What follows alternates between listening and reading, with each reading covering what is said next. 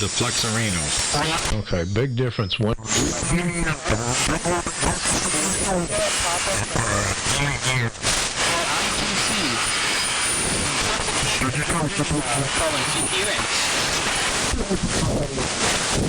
Hey, Connor, I hear you, man. What's up?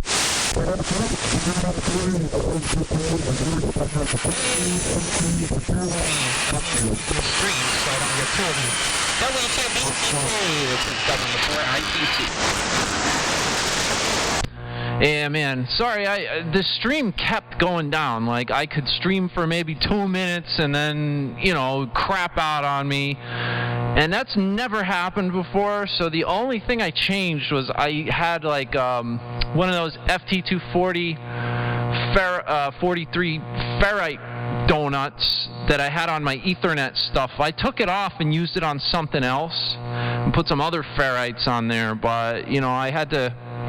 I'm changing it back, and now hopefully, I can keep the stream up. Like, who knows? It's really acting stupid right now, but I'm giving it a shot, man. I was about ready to quit and turn all my crap off because, you can't get a word in on 3885. Even though I can strap those guys, I just don't feel like fighting to talk to my friends, and it's always the same people that completely ruin it for me. And then I'm having all these internet problems, and I was like, you know what? Screw it. I'm leaving. But I said, you know what? I'm gonna try to make this work. And get back on the air, see if my internet will hold out now with that toroid, and it seems like my speeds are good, maybe better now, so I'm just doing a little bit of a long transmission to see if it knocks it out again, and it doesn't appear to be, so I think we're good. W4IPC from W2BTK on Montana Mountain in New Jersey.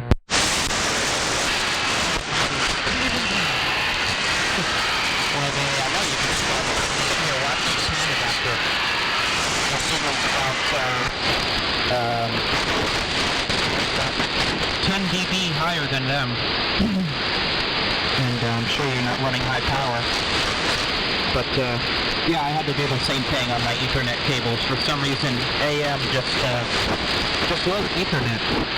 I don't know what it is, it just loves Ethernet.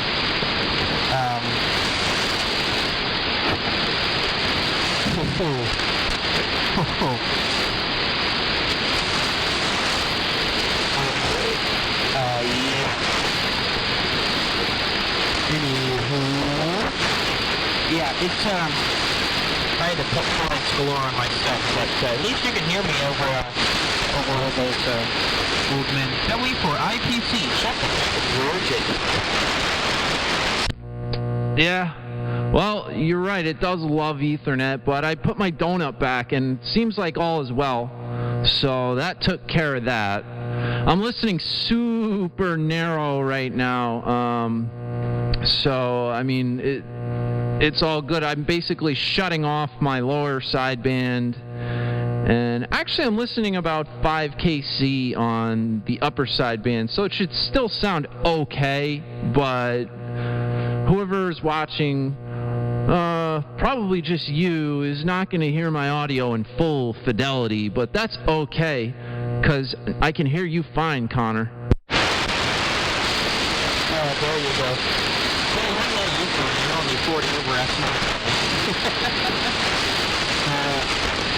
Yeah, you're 40 over time. For some reason,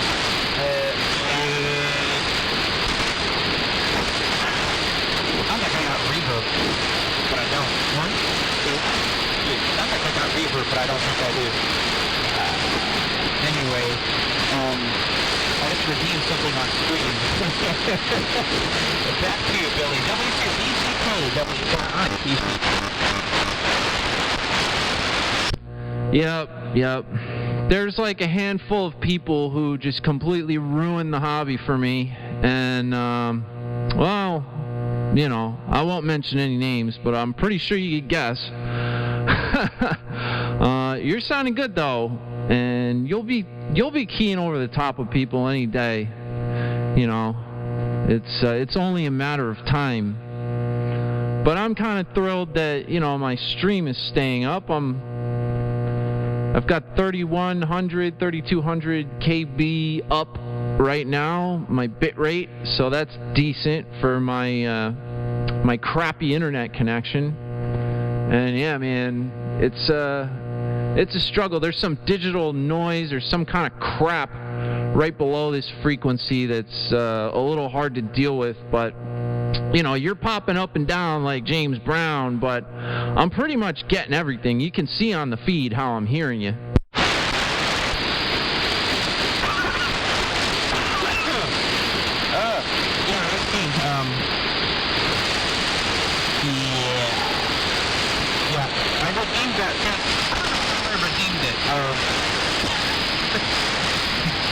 It's kind of redeemed itself.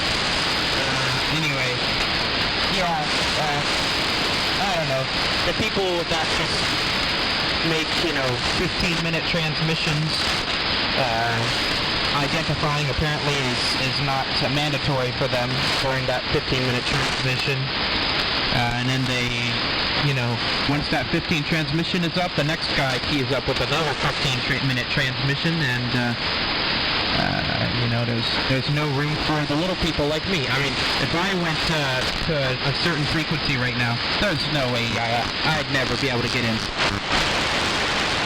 Yeah, well, the 15-minute transmissions are one thing, because there are a lot of people out there who have a lot to say and make a 15-minute transmission, and it's like, it's good, so that's not always bad, old buzzarding. It's what these guys do is you're having a conversation with somebody, and then they jump in and change the subject, and then another guy jumps in, and then they just start going back and forth, and they quick key, like they're literally keyed up before the person's done talking, and then they just talk. And the two people that were there having a nice conversation are like left in the dust. Like,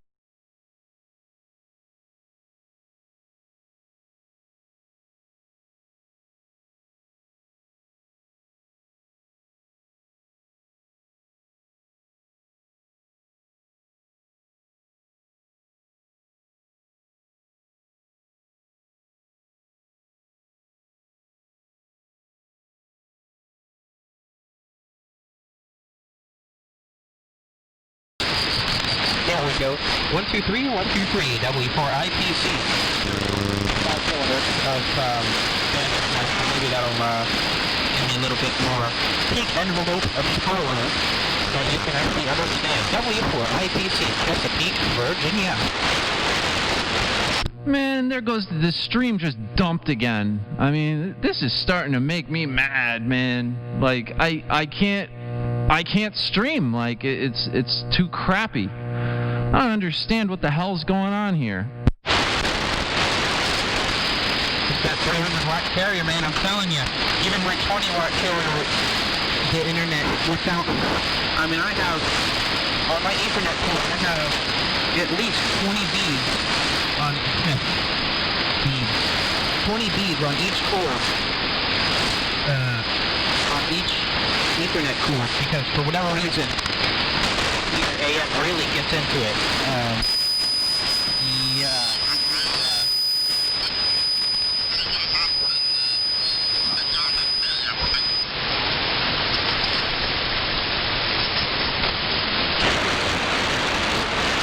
Somebody's throwing a carrier, desensed everything. But no, Connor, the infuriating thing about this is I've been doing this live feed for 3 months now, and I've never had problems like this. It's like today this started, and I just cannot keep a stream online to save my life. And I might contact my ISP and be like, look, like, what do you guys want from me? I'm trying to run a live stream. I can't keep my upload speeds fast enough to do it. I pay for 5 meg. I don't get 5 meg. You want more money from me, or what do you want? Yeah, I'd say that's what you ought to do, is contact them and ask them what comes. Because, you put on a good stream. I do enjoy watching your stream. Sometimes I don't talk on it. I'll just be watching it, and I won't say anything. But I do enjoy watching it. And, Yeah, I mean, you should at least get what you pay for. We pay for 100 meg up and down, and I think we get 400 up and down. I mean, you should at least get what you pay for. Yeah, well, I don't know. I don't get anywhere near 5 up at least today. And that's all it takes is one day of me not being able to do what I want to do. And I start to get a little pissed off. But I don't know. I just need to chill out. It's not that important. But if I had a lot of people watching or something, that would really suck. You know what I'm saying? And I'm pretty sure that the reason nobody's watching right now is because I can't keep my stream up. I know they have pills for that day. Not all papers lost. They have pills for weak screens. Man, it's it's just some days, and now you got somebody throwing a fat carrier, 5kc under us. Who knows what they're trying to accomplish? It's and I'm the one trying to get people into this hobby, and sometimes I ask myself why. Why would anyone want to do this? I'll be honest, I am over margin waiting. 1, 2, 3. Yeah, I'll be honest, if I didn't see your stream notification pop up and I watched it for a couple seconds and saw you calling TQ, I would have still been on 10 meters. So, it is what it is. We're still having fun. At least I'm still having fun. I've seen someone do a carrier 5-pillar, a fat carrier too. That was almost louder than your carrier, and then up at 3900, just desensitizing my poor receiver. My seek detector doesn't know what the heck is going on. Yeah, well, luckily I have a whole bunch of notches in here. I'm just listening to a little tiny chunk here, and most of that crap is happening in my notches, so it's not really bothering me. But, it's just, why? Why do I even do this?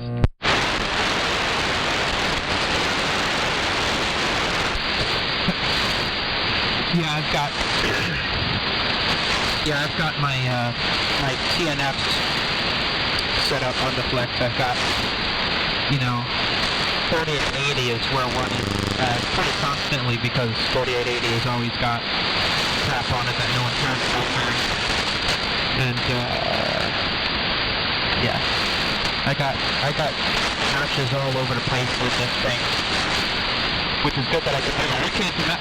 These old men, people that run, R390s and tube receivers, they don't got none of that. They just kind of suffer. Well, the good thing about 3880 stuff is those guys don't understand that 5kc is way too close spacing for, AM QSOs. You think about it, you can only run 2.5K of audio before you interfere, and who's going to run 2.5K? Not even single sideband stations do that. But at least they're always usually piss weak, so you can kind of notch them. Their modulation doesn't do much, and when anybody keys up, they just go away. But yeah, that's annoying as hell too, Yeah, you're right. At least when they're talking, they're so weak that they're doing us a favor by being so weak that we can't even hear. I guess if you're really, your stream has, your stream hasn't come back. That's kind of annoying, ain't it?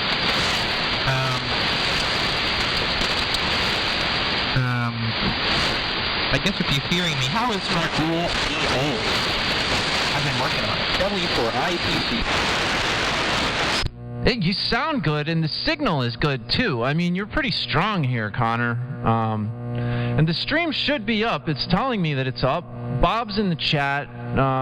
Try refreshing the page or something like that, because I believe that I'm up right now.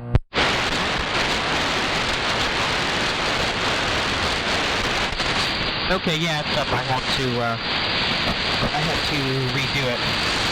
Yeah, let me just make sure I'm doing it. Let me make sure I'm working here. Ah, there we go. It's working. Anyway, yeah. Maybe we'll hear some more voices in there. It's only 8 o'clock.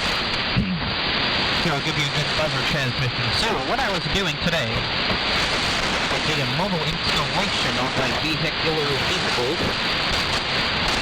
Of course, there's now a sidebander right there. I did a mobile installation on my vehicle for my 2-meter 440 radio and antenna.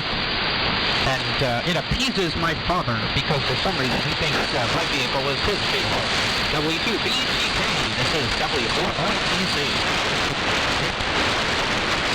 Man, and when are you gonna take ownership of this dual graphics card, SLI, dual CPU, crazy Alienware computer?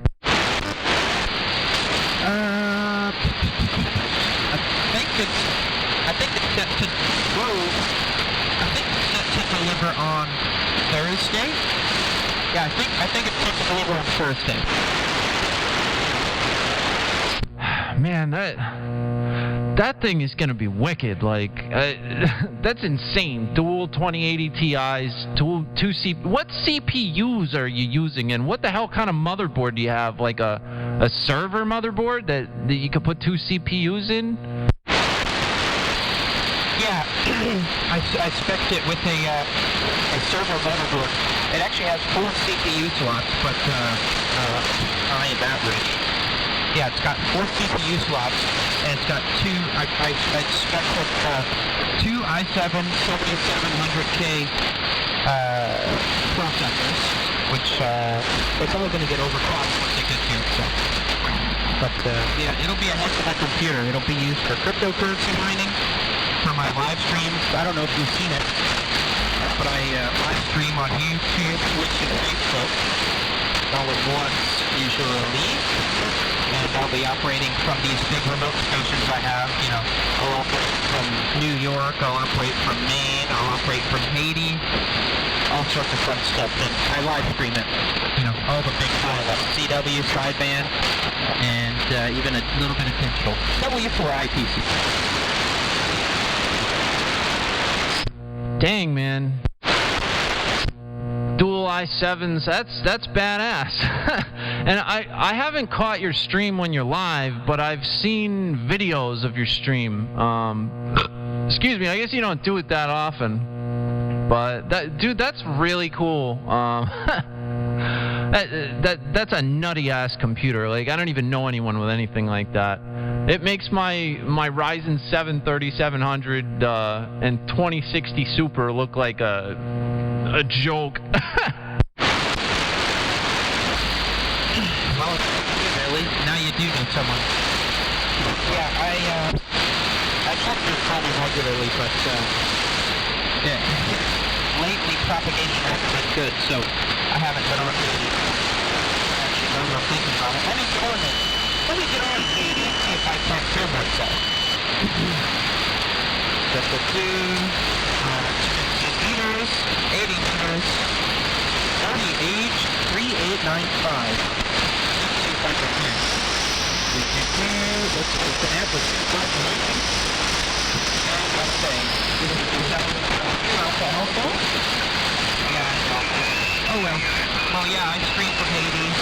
Haiti is fun. I think if you go on my YouTube channel, you can watch. I have a YouTube video. I forget. It's pinned, I think. I think when you hit the homepage, it's comes to the top of my homepage, and I was uploading from. I think this one was from Maine. Yeah, this one was from Maine. It's a superstation in Maine. And you ought to listen to that one of these days. Just hear that pile up. Yeah, I gotta check that out. Did you say you put that on YouTube? Cause I mean, I'll bookmark that and watch it. I'd love to listen to you working a pile up. You know, I'd like to catch that live too. Yeah, I think I'll be doing another one sometime this week. Another time sometime this week. But yeah. Also, homepage, my YouTube channel is QRO Connor. And yeah, it's me working the Pepper Station in Maine, running a huge pileup of Europeans. Oh my God, that's loud. Running a European pileup with the big Santiago 20. I think I'll be doing another one this week, so I'll just have to stand by. I'm not really sure what the date is that I'll be doing it, but soon to find out. W2BTK, W4I.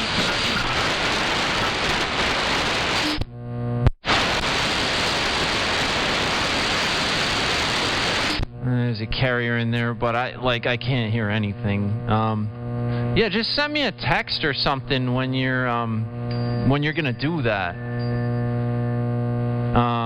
Because yeah, I'll come and watch. That's cool stuff, and I thank you for posting that link in the chat. I opened it and I made a desktop icon with the link to it so that I remember to watch it when I stop streaming here.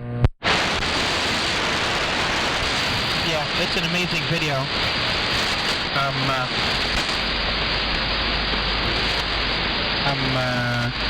watching it right now. Yeah, it's I'm watching it, remembering the pileup. The pileup is insane. But yeah, I'll have to do that next time I stream like that. I'll let you know. Sometimes I stream CW though. I don't know if you know CW yet. But I'll usually do CW from the country of Haiti. But I'm not sure. I think this week will be a Haiti stream on sideband. I think that's what we're gonna do. W4IPC. Yeah, that's really cool stuff, man. I didn't know you knew Morse code. See, I've been practicing, trying to learn, but, you know, I've also been studying for my extra, and I've also been building an 810 rig, but, you know, none of that stuff has happened yet, so I give you a lot of credit, man. I try my best. But whatever. I try my best. Yeah. You'll like the, I'll text you when I do the stream from Haiti this week. You'll like it. All the Europeans on 20 meters from Haiti is really, really fun. The pile-ups are crazy. Yeah. And, I've never said this, but I do kind of ignore the Americans when I'm on Haiti. Especially when they're in Europe, because it's kind of hard to get Europe to Haiti sometimes. So when the big help with Europeans, I kind of do the Helen Keller towards the Americans and pretend I'm not here again.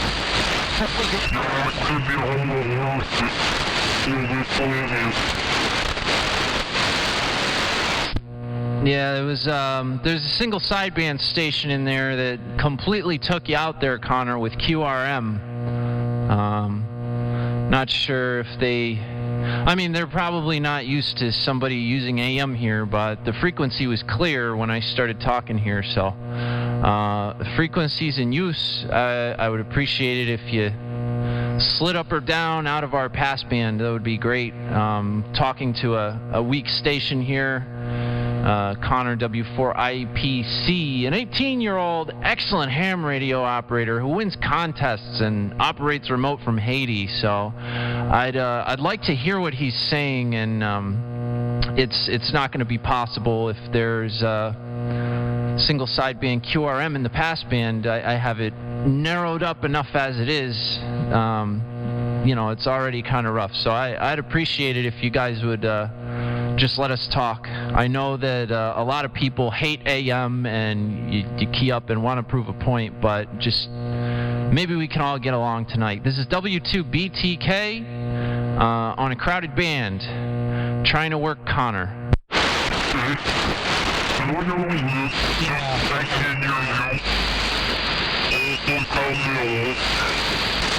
If they want to keep talking, why don't we just slide up and talk with them? Yeah, I don't know. I can't understand them. I don't know exactly what they said. They're in a different mode, so I'm not really hearing them properly. But anyway, yeah, it's just one more thing tonight. Like, what else? What else is gonna happen? You know? Internet problems, lid problems on 3885, stuff firing up in the passband. It's really rough. It's enough to make me say, screw ham radio, I'm going to go do something else. And that's not what we need. We need more operators, because this hobby will die if young operators like me and Connor decide that, it's not worth it to come out here and try to do this. So... it's always a struggle, but I don't understand why it has to be that way. I don't know.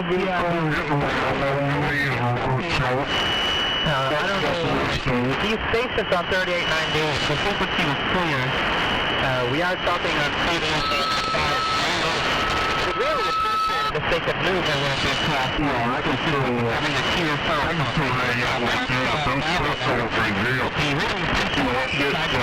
Could just move up a little bit to be out of our pass band on the 3893. Look at this radio station, W4IPC. Back to you, Billy.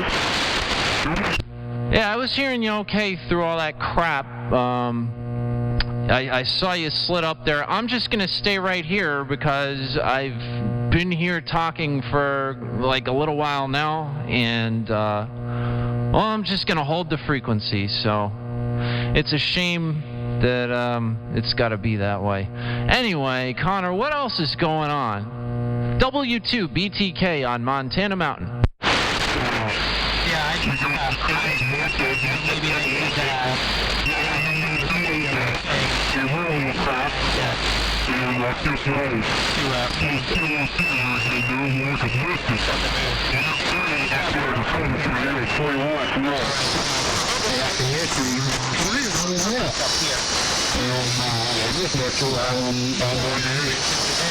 just firing up like this. Anyway, WTK on Montana Mountain.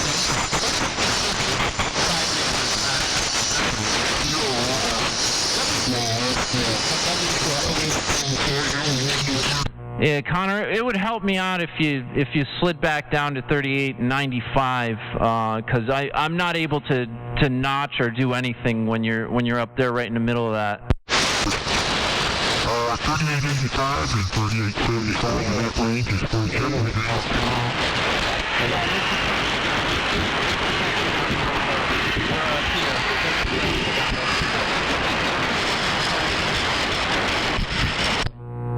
Connor, you still there?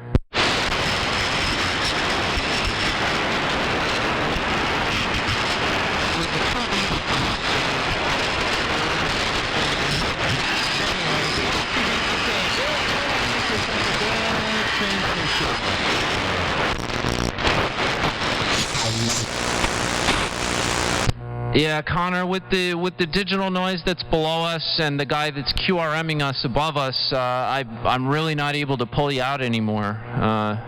It's a damn shame. So, I don't know.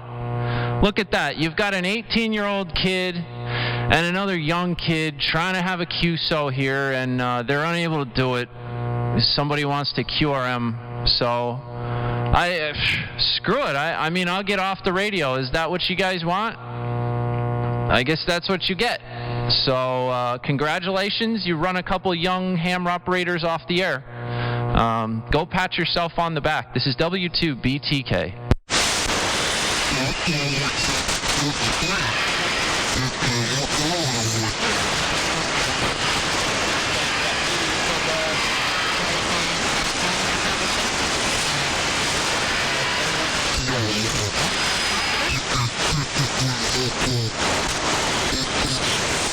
Hello again, Bill, and when you left. Combine pieces of wire that are used for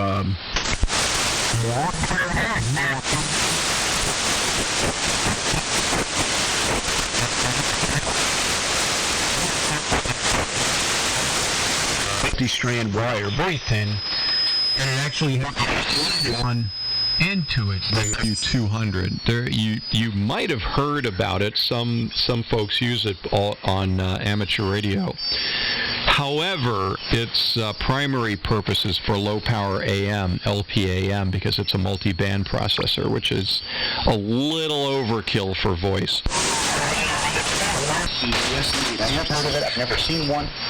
This is the first time I think I've ever actually heard anybody run one. I came across some references to it on the AM phone forum. Somebody was talking about it, and they threw out a link, and I think the link was to a low-powered broadcast-oriented website, and they were talking about that little device. I have no idea how much it costs or anything like that, but I remember I looked at that link, and I thought it was an interesting little box.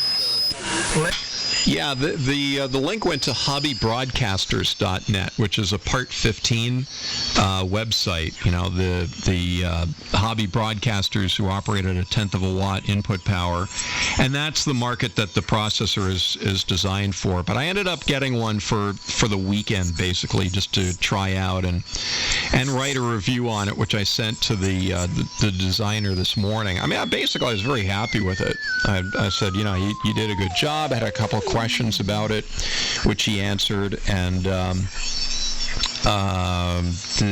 it sounds very good. I mean, I don't think you can get a multi-band processor for, and $430 is the price for that low a cost. I mean, you can look on eBay, but it's going to be kind of hit or miss. But it really, for that amount of money, I think it's actually a pretty good value. But again, I mean, I think it's a bit much for ham radio, but I mean, because I had it for the weekend, why not? So I just tried it out. Well, it definitely is working for you. I'm kind of low budget over here. What I'm running here is basically a sideband oriented box. This is the IHY EQ Plus. I am tempted sometimes by the R bands and the symmetrics and all that kind of stuff. I don't know. Pretty high price tag associated with that kind of stuff. And I am not blessed with a radio voice. You've got a far better broadcast audio voice. I'm pretty much limited there. So I have a hard time justifying spending $1,000 or more on an audio processor with a voice that you can't do a whole lot of. Well, thank you, but keep in mind that there are no voice processors that are multi-band. I mean, there are folks who run Optimods and stuff like that, and these things cost thousands of dollars. But the thing is they're designed for music. They're designed to process musical content for broadcast, and they have to divide up the bands, the frequency bands, in some cases into 5 different bands for competitive loudness. But if you're on ham radio, we don't exactly run music. We don't do jingles. We don't do commercials with background music in it. You know, so there's nothing competing with your voice. And normally, if I'm not running this, I'd be running like the EQ that I always use. As I said earlier, is made up of 2 resistors and a capacitor. It's a 300 microsecond pre-emphasis filter. That's it. That's my entire equalization that I've been using for 4 years on the air, and people seem to think that sounds really good. But it's not a 31 band equalizer. It's not a $8,000 Optimod. It's I mean, yeah, there's compression and limiting, but the thing that sets or determines the shape of the signal from an equalization, again, 2 resistors and a capacitor. That's it, because that's all you really need. I agree. Simplicity is beauty. What I've got over here, well, I'm sure you're familiar with the EQ Plus IX. It's just a very rudimentary EQ, which is got a nice little compressor and a noise gate and all that kind of stuff. But very rudimentary little device. And I think brand new they're somewhere around 300-ish or something like that. Once in a while, I'm tempted to get myself the DBX 286X. play around with that. But we'll see what happens. Kind of low budget over here anyway. But by the way, name here is Bill. Kilo Delta 1 Sierra Hotel up here in Ashford. I've listened to you many times, but for whatever reason, I don't get it in talk that often. Chicken and the nets and the stuff like that. I have no explanation for it, but 99% of the time I'm just sitting back here listening. Guys, Connor's trying to key up in there. He got run off of the frequency we were talking on, so I think he wants to come down here and talk. Well, I did hear him throw his call sign out there, and I was going to turn it to him, but I appreciate you holding the door. Yeah, hi, Connor. I did hear you, IPC. But I did want to, just before I do that, I just want to say, Bill, thank you for getting on. And you know what? Your station sounds fine. You wanted to get on AM more. Well, you said you were on the morning nets, but you should try getting on in the evenings, because, I mean, what you're using right now sounds quite good. I don't think you need to venture much further unless you want to experiment, because, like I said, what you got sounds good. All right, Connor. Yep, I heard you out there. So let's take advantage of that now. Good evening. Good evening. Frequency by sidebander. So I'm just turning on my phone, making my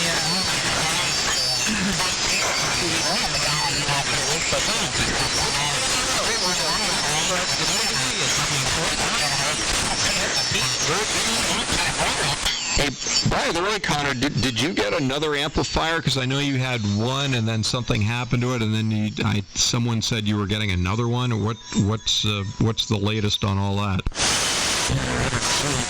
another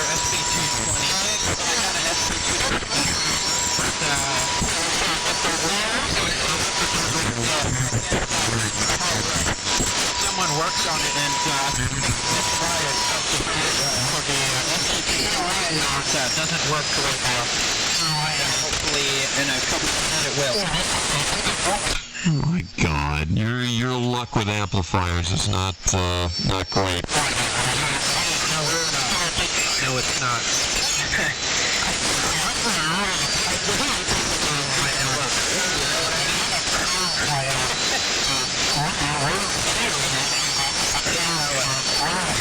I'm still having fun.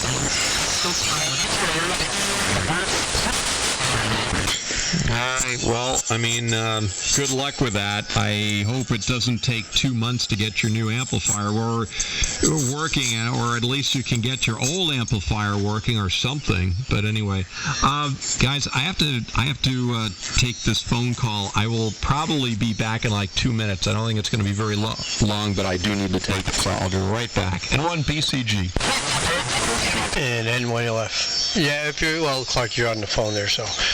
We talk to Bill just about every Sunday, except for the times that we can't get out of bed on Sundays for the tornadoes here. Hello, Connor. Sorry about the amplifier situation there. So what's going on? You keep blowing them up there, or something's going wrong, mismatch or whatever there. So, but anyway, sorry to hear about it. So what's new from this morning to now, Bill? Not a whole lot. Part of the afternoon, tinkering around downstairs with my Clegg interceptor, showing the alignment on all that. Yeah, like I was saying to Clark there, I have no explanation for it, really. I mean, I'm not a particularly shy guy. If I was, I wouldn't be a ham. But I just spend most of my time listening, other than the nets. I look forward to the Lonely Guys net every Saturday morning, and AM Carrier net every Sunday morning, and other than that, for some reason, this is one of the rare times. Get in there and join a QSO for whatever reason. I just very rarely do that, and I don't really have any explanation for it. It just is what it is. No, nothing wrong with that. There's times I sit back and I listen. I got the Flex here. I got the Yaesu FT2000. But most of the stuff is all SDR receivers here. The FT2000 is hooked up to an SDR, and the Flex, And then I'm talking to you, the K70YY D-Class rig. And I spend time on sideband. I got a group that I'm on in the morning at 60 meters on channel 1. And again, sometimes I miss that because trying to get out of bed and I don't know, maybe it's just allergies, or the other half, since she's been home and I'm home, got me doing more work than I would be at work. I got more rest at work than I do at home. So, but and then sometime during the day there, 3.969 with a bunch of guys on sideband, and then I'll do 160, depending on there. But sometimes I'll just listen to the conversation, what's going on sometimes, and then if I decide, I'll turn everything on and fire it all up there. I'm actually 1 mile from N1BCG, so we have no problem hearing each other. We actually did a test one time, and Clark was able to hear me through my dummy load. I can remember doing that back in the 70s on 11 meters. I lived way up on a big hill. And, a friend of mine that I still talk to today lived out on the other side of the lake, probably a whole 5 or 6 miles away. But we could talk on dummy loads anyway back in those days. So, but the funny thing is, right now he lives about 7 miles away from me, and he really doesn't hear me. Well, he can hear me just fine, but I don't give him a booming signal on 75 AM. I think maybe my antenna is it's a cloud burner, and it's mostly shooting straight up. So I think maybe he's a little bit too close to me to get a 40 over signal or anything like that. But we spend a lot of time on 6 meters, both 6 meter sideband and 6 meter AM, and we're generally 20 to 30 meters to each other on 6. And that's another nice thing. 6 meters is a lot of fun. I'm hearing 1020 over here in Croton on Hudson, the other side of the county. I don't know if they talked directly before. My name's Manny, W2BTK. Oh yeah, Matty, I hear you on the nets quite often. Matter of fact, I believe you were in on the AM carrier net this morning. Yeah, that's right. Oh, I wasn't hearing that well this morning. But I can tell you part of the reason that I stay in the woodwork and listen a lot, because I've been finding more and more that sometimes the dummy load's on the front end of the microphone instead of the back end of the radio, and I just don't feel like engaging. Well, maybe that's why I don't key up and talk all that much. So, I don't know. It's a strange thing. And I hear people regularly, people like Clark, I've heard him comment in that regard several times. Where are all the people? There's got to be other people listening here. And, one of them is me. And I'm just sitting here listening. Well, one of the reasons, too, is that a lot of times I don't have the radio, the transmitter fired up. I'm running the old Johnson Ranger, and a lot of times I'll just turn the receiver on and not even power up the transmitter. And then what happens, of course, is that the conversation turns in some direction where I figure, hey, I could contribute something to this, and then I remember, the Ranger's not powered up, and I'm going to have to power it up, give it enough 10 minutes to stabilize, and, I'm just not going to bother.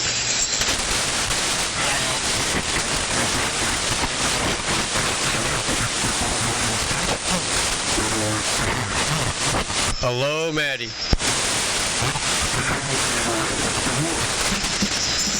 Hello, Rob? Yeah, this is me. And when you left there, so sounding good from up the river. We were talking about that Sing Sing there, so. Yeah, some people wonder why Clark and I are only a mile away, how we can end up talking to each other, even on the regular antenna, the ground loop. So that's another reason that we are able to receive each other very well. So, but yes, there's many times Clark will be out there calling CQ, and then he'll tell a story or something, or what's the one, where's everybody sponging off the frequency? Yeah, he'll get a crowd going, and the theory is that the bands are dead. No, the bands may not be dead, because 100 other people are just sitting there listening and hoping to hear something, and thinking that the bands are dead and telling everybody else. If one person would just go out there and call a CQ, maybe 92 people will answer. Sometimes that happens, and sometimes it doesn't. It's hard to say. So I'm hearing you a solid 20 over tonight, Rob. You were a little light this morning, but conditions just weren't that good for me this morning here. Sometimes I just don't hear as well as the rest of you guys. I use the SDR, the internet SDR, QIX's site, if I can get it. Often in the morning during the nets to be able to hear everybody. And look at that, my weather station, the illumination finally has come up, which is the oddest thing. It must be because I'm transmitting with a couple hundred watts of AM. And I just took a beautiful loaf of sourdough bread out of the bread maker. I actually was out of bread, and I just did not feel like going to the supermarket today, so I just made some. And it smells great in here. Boy, I love that. I heard you also, Bill. Perfect double. I was lighting to you this morning. I'm running almost 300 watts here, and yeah.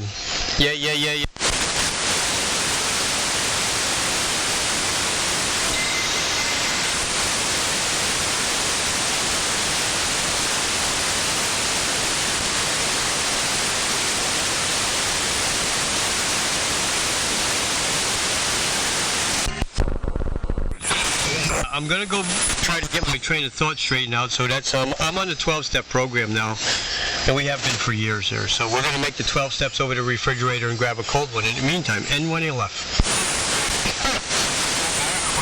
Well, I'm going to sign out of here anyway. It's getting around my turn into a pumpkin time. So I think we're cleaned up and head off to bed.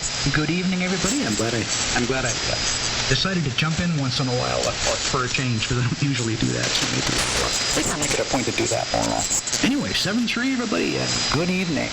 KD1SA. All right, do I have it? Okay, N1LF. All right, Bill. We'll see you later. And like I said, there's a group of guys on 60 meters on Channel 1, usually starting off kickoff about 8 o'clock there. Nice guys all the way down from the south there, all the way up to sometimes Nantucket there. And a fun time there. I got into 60 meters, I guess, last year sometime when I did the mods on my FT2000, because the band changed what the frequency was, and Yaesu had an older firmware in it, and I wasn't going to change the firmware to the newer firmware because then it would take away my 4kC wide in AM. So I just decided to go get the little soldering gun and 23 magnifying glasses to look at that little place. I had to take a bead of solder and cross it over on the bridge there with my hand shaking like I was playing the game Operation, which I always killed the guy, and got that one little bead there, so I'm able to go into the Mars. But you got a great bunch of guys, and then you'll find me on 3.169 there sometime in the morning, like 11, maybe in the evening, and then back here on the AM portion of the band. So we're floating around. Good talking to you. Have a good, safe one. And when you left, over to you, man. We're floating around. Makes me think of Mel anyway. Have a good night. Oh, Clark's back. Clark. Yeah, a floater. Don't go there.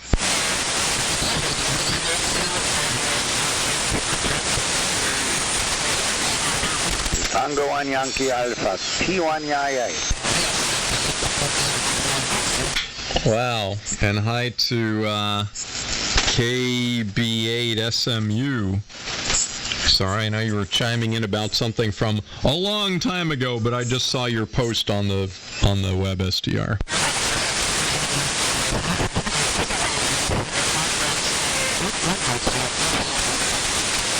I wonder what happened to Connor.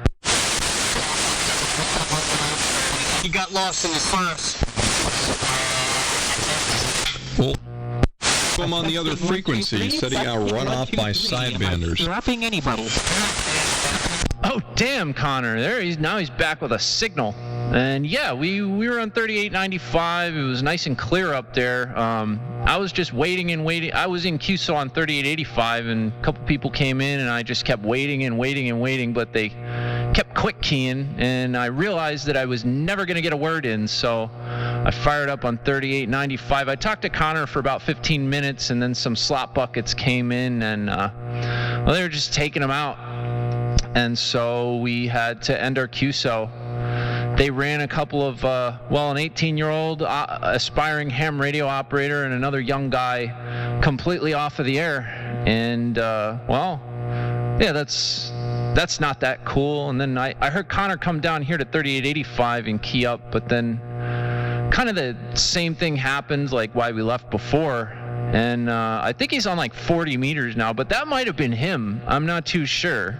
Was that you, Connor? W2BTK. Transmitting out of the great state of New York, in Dutchess County, New York.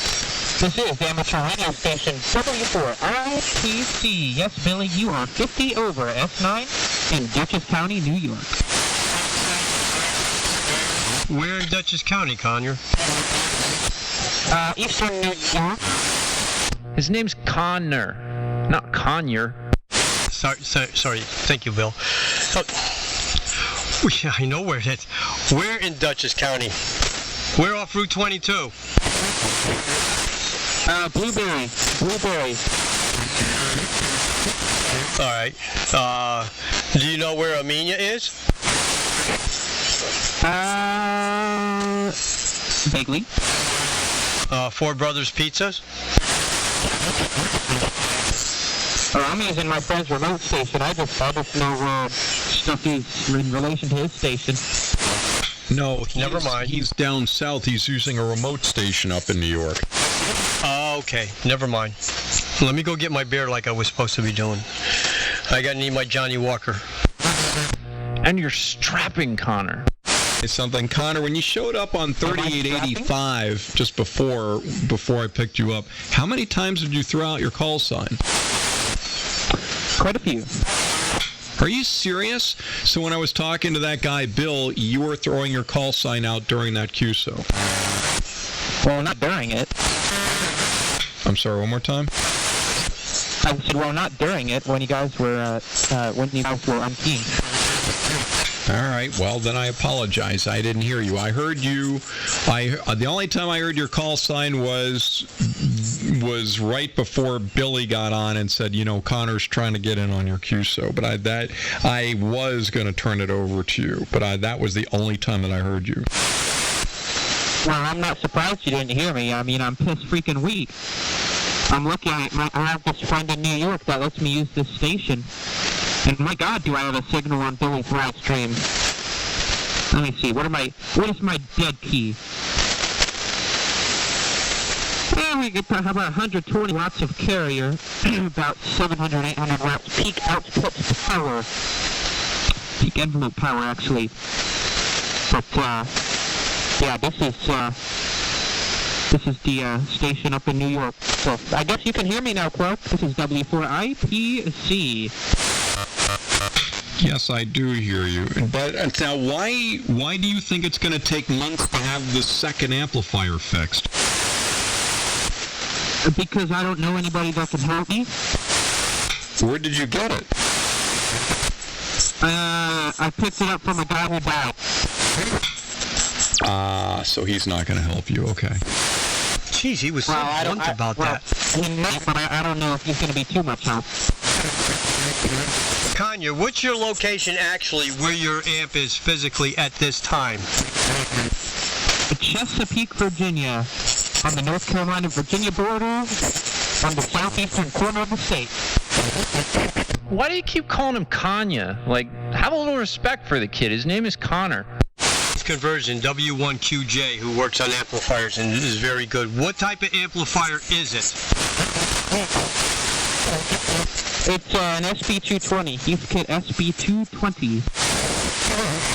Alright, Lou specializes especially in those. And what do you think happened? I have no earthly idea. But something is miswired, and I can't figure out what it is that's miswired. I need someone that knows what the heck they're doing with, that knows something about SB220 to work on it, to figure out what the heck the previous owner miswired. What's the voltage you're running on it? Well, I'm just trying to bring it back to life, so I'm trying to run it on my 150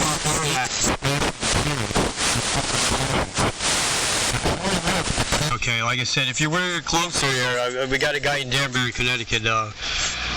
He's worked on many of my amps and quite a few other people, and he specializes in he's King's conversion. He converts the little SB220s into the 6 meter there, but he works on all amplifiers there. I'll tell you what.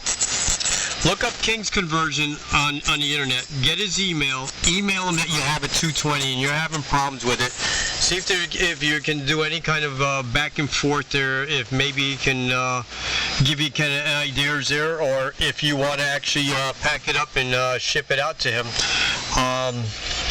One of the ways a lot of people do that, they ship them to lessen the weight out of them, and they take the transformers out of them and ship them back, and that lightens it up quite a bit there. So you may want to go. I'll tell you what, I'm going to be talking to him tomorrow, so I'll ask him some information and we'll go from there.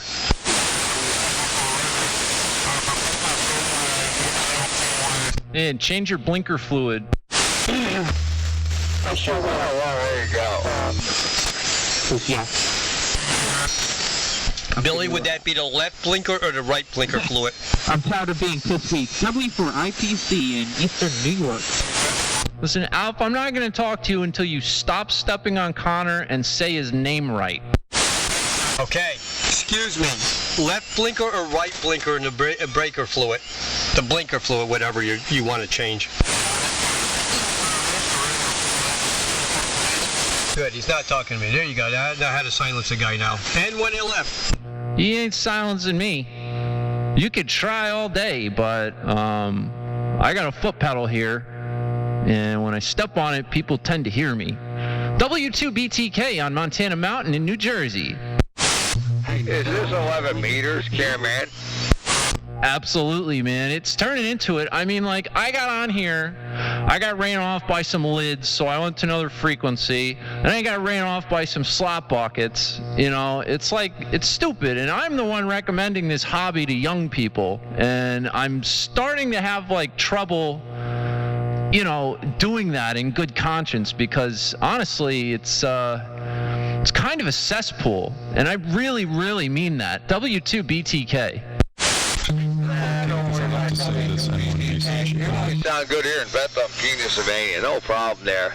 Don't let them run you off. You're young. You got a lot of moxie in you, so just carry on, Can I strap anybody?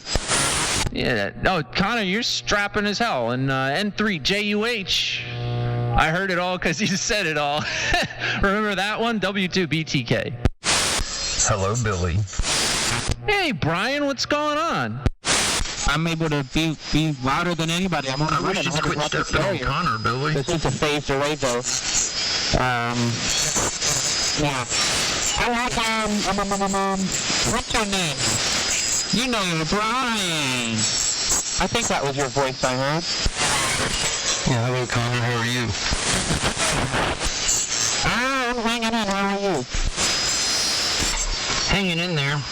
I thought I'd jump in and point out the fact that since you're using a remote transmitter, that the delay in the SDR or just the lag time in the internet connection there is going to more likely get you stepped on. I guess the thing to do is everybody needs to drag their feet for 500 or 700 or 800 milliseconds. So I really wish the comments about you getting stepped on and being pissed off weak would stop. As I told you last night there on the air that there was thousands of pages of information for that Heath kit. Probably you could even find step-by-step instructions on how to troubleshoot it with simply a dB meter. So, but Billy's got lots of experience with those tube rigs. He should be plenty of help for you there. Yeah, well, that's really no... Let me see. There's no delay. I'm watching on my radio down here. There's no delay between when I hit the push to talk to where it keys up. So there's really no delay in this remote. Anyway, wow, I really derailed the frequency. This is W4ITC. Alright, Connor. Well, hopefully you'll have some luck with that amp there. If you're not getting power, you gotta check and make sure if the 120 and the 220 is wired correctly to it. It's just a matter of positioning the wires correctly. And there's plenty of documentation on it there. And then from there, it's just a matter of getting power to where it needs to go. Once it gets over to I'm wiped out here, Connor. It's been a long day. But good evening, everybody. KB3WFA. Hello, Brian. Yeah, Brian. That's what's going on. I've got the jumpers right. Jumpered for 110, but I think whoever set it up previous to me, I think they kind of JS'd it. Because it seems like somewhere on the wiring that goes to that little board for the jumpers, I think something is miswired. So, anyway, we'll get it done. Back to the frequency, W4ITC.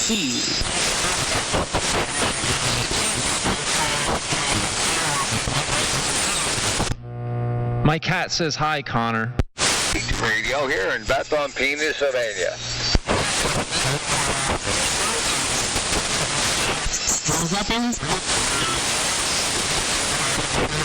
I said, my cat says hello, Connor.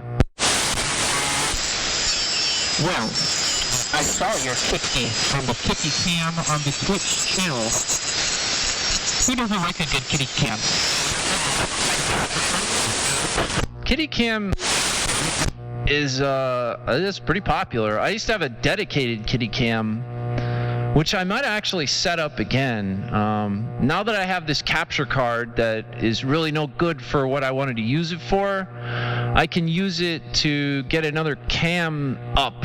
If I'm just doing video with it, it seems to be fine. So I've got this GoPro 3 Plus here, and I was figuring that I would use the capture card to set up another camera, and maybe that'll be the kitty cam. Oh, it has a super wide field of view. So I don't know. More cool stuff is coming. If I could keep my stream online, which I've been able to do successfully for 55 minutes and 30 seconds now, so it seems like everything is back to normal. All you need is a little donut here and there, if you know what I mean. Yeah, your stream has been working good now. Yeah, I'm watching it. It's going strong.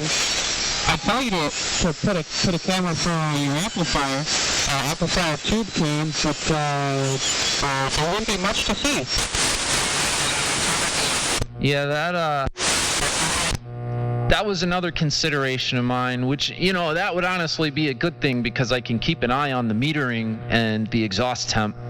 Not that I really have to watch any of that crap, because I kind of leave it parked here and it's all set up ready to go, but I'm sure that would be pretty cool. I just need a very long HDMI cord, like maybe 40 feet or something like that, and then yeah, it wouldn't be a problem. Probably go ahead and preemptively order a couple more donuts too. Yeah, the donuts are important. I've got all over my place here.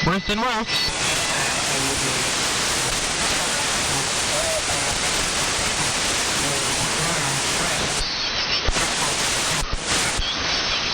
So what the heck did everybody do? I'm here just enjoying the ham radio hobby. And apparently, you know, running people off the air. But, you know, it happened to me twice, so it ain't gonna happen 3 times. I'm not sorry. W2BTK. Man, you're banging here. I don't hear anybody else but you. There's some piss weakers in there, but you're banging here, W2BTK. I mean, no problem whatsoever. What are you running there? I'm running an old BC610 here, over. I'm running a Johnson Viking 2, which has an external modulator which has been home brewed out of a Crown Audio power amp and a pair of toroidal power transformers, which are cascaded in a way that will step up the 4-ohm output of this Crown amplifier to approximately 2,900 ohms, which is the modulating impedance of the 26146 finals. And that goes into a homebrew legal limit amplifier with a YC156 tube. Man, it sounds great. I mean, I have a pair of Crown DC 300As here. Oh, they're really great on bass, but the mid-range and highs are kind of like grungy, but yeah. Well, that sounds great. I mean, you got the good amp going on there, and man, it sounds great there at BTK. I mean, no problem whatsoever. This is basically a stock BC610, except I put it on a mod iron because I blew up the mod iron, and I put the Wilcox 99 mod iron in here. But yeah, you're like, 50 over. I mean, you're great, no problem whatsoever. What's the antenna here? I'm going to dive up about 35 feet with the ladder line to a kilowatt matchbox. Yeah, you have a similar signal here. Your SNR is over 70 dB, and just to give you a frame of reference, my own signal into my SDR is about the same, maybe a couple dB more than you. So, like, it's kind of trippy how much signal you have in my receiver right now. It's probably 50, 60 dB over S9, and I'm running a similar antenna. Not a kilowatt matchbox though. It's a homebrew double balanced L tuner. Well, from the way you're singing, you know what the hell you're doing. I mean, you just really sound great. And, I mean, no problem whatsoever. And like I said, this probably sounds a little narrower than yours. You have better audio on this thing, but yeah, well, it's a 1943 World War II rig, so yeah, I'm looking at the old 250TH. It's got a little orange in their face when I modulate, but yeah, it works good. Yeah, you got that thing running quite very good there, so just keep running it.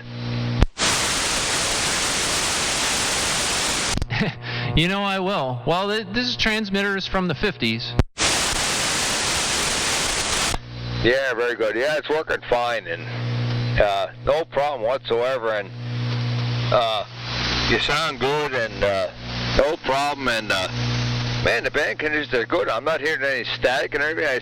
I was hearing some other people coming in there before, and I don't know if they're still out there. I don't know. So N3JUH radio here in Bethlehem, Pennsylvania, with the old D104 slapped in the old BC610 14 speech amp into the old BC610. Okay, I have the frequency. Well, to make all the people on the frequency feel old,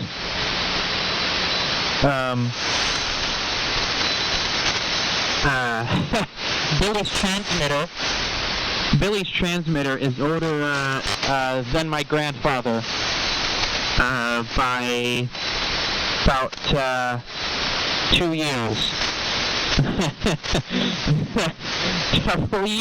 W4IPC.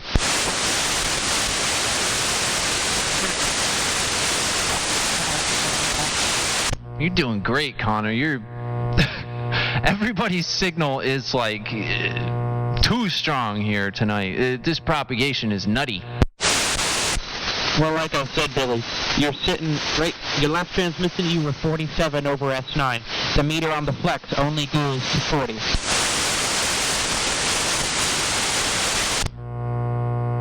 Well, yeah, look at that. That's a pretty much perfect legal limit right there. And my amplifier's laughing at me. The grid meter's not even moving. You sure it's wired right? No, that YC156. I've seen what they can do because our high school radio, AM radio or FM radio station has one of those in their final amplifier, and they throw out some carrier. We'll say that.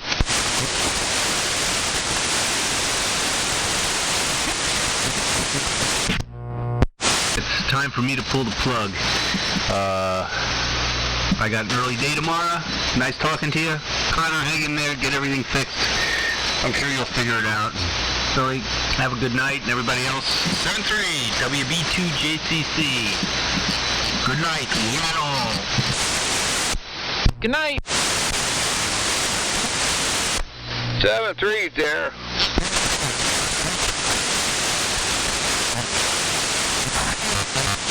So W2BTK, how's the audio sound on this? Over.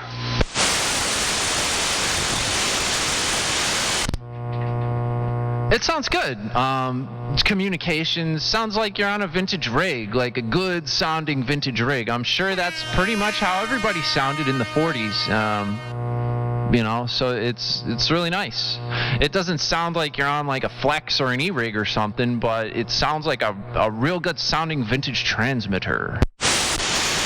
Yeah, very good. Yeah, your audio, it sounds like your audio sounds a lot better than mine. But like I said, this old BC610, I put a Wilcox 99 mod on it because they blew up the old BC610 mod on harness, and yeah, the old 614 speech amp. It's it's kind of like communication quality, but as long as it doesn't sound distorted or nothing. So that's what I'm looking for. It's just a D104 into the old speech amp and everything.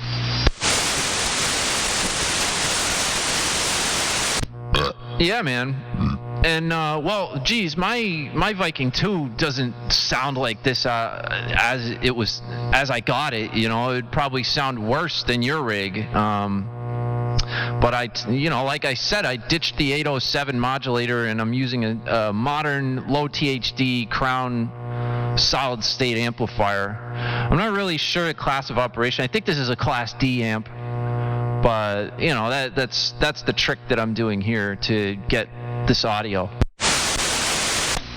Yeah, it sounds good. I mean, it just sounds like I said, I'm like always communication quality with the D104 because I got the low antenna. But yeah, you're always sounding good here in Bethlehem, Pennsylvania. And I can imagine if you have this rig and the stuff I have, you would probably really improve it on the audio. But I try and keep the old crap stock because I got the low antenna. If I had an antenna like 75 feet or something with a lot of wire, but some nights it comes in handy that I'm a little punchy with the old mid-range stuff. So, yeah, very good there. W2BTK and 3JUH radio.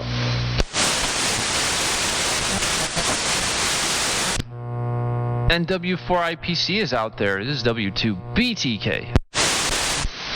Yeah, there were like 10 more people out here. I don't know what the heck for them, but there were like 10 other people here. W2JID with the Alpha 2 Julius. Well, there's WA2JID, There were some other people out here for sure, but I don't know what happened. I mean, they're probably afraid to get stepped on or whatever, and, That happened to me twice tonight, but now I'm not playing nice anymore. Hey, JID, go ahead, take it away. You got the frequency. This is Bill in New Jersey, W2BTK. Okay, Bill. Yeah, I'm watching your video feed here. For a while. I'm on the Flex Radio, Democrat 500 watts. My antenna isn't up too high. It's a little sitting here in my bedroom with a Flex Radio. How you doing? If you look at my QRZ page, I got a lot of the vintage stuff, solid stuff and everything. But I'm sitting in my bedroom listening to the station. Maybe 6, 8 weeks. I just get my pajamas and talk on the radio. Is my signal pretty good? And I'm running about full legal limit. W2BTK. Yeah, your signal's good. You got about 40 dB SNR over here, so a little bit lower than the other guys, but definitely plenty of signal in my receiver. And I'm looking up your page right now. You got some cool stuff up here. I'm going to throw it up onto the stream if that's okay for everybody else to see. Okay, I got a lot of vintage cars out there too. And that's only a smattering of them that you see on the storage. But I've got a lot of vintage radios. You see those Collins KWS-1 and 75A4, there's 3 of them here. Although, yeah, there it is. Yeah, there's a 75A4. And there's a pair of them there, and there's one other one around the corner. But 2 of them don't belong to me. I only own 1 of them. Yeah, but that thing is meant, that DX100. And I haven't had it on the air for a while. Yeah, okay. Yeah, that's pretty good the way to put that up there. Back to you. W2BTK for Whiskey Alpha 2, Juliet, India Delta. 10 miles west of Binghamton, New York. Back to you. Yeah, how are you hearing him, Connor and Jim? Yeah, I'm hearing him perfectly fine. He's about 20 over S9 here in Blueberry Hill, New York.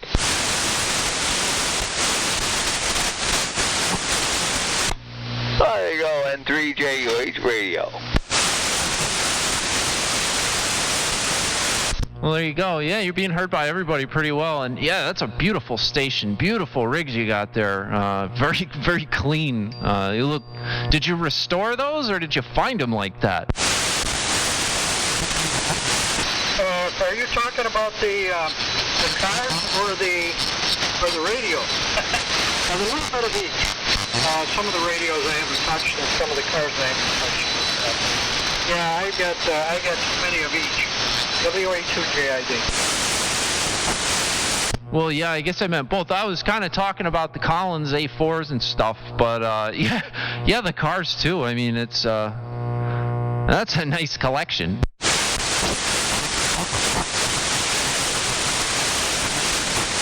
Yeah, the one at the top is the prize. That's a Pontiac V8. Very, very rare car. It's got 25,000 original miles, and I show it. No, I didn't do much to it. I did buy it from an elderly gentleman. He passed away, but he bought it in 1965. Painted it. It's got the original interior.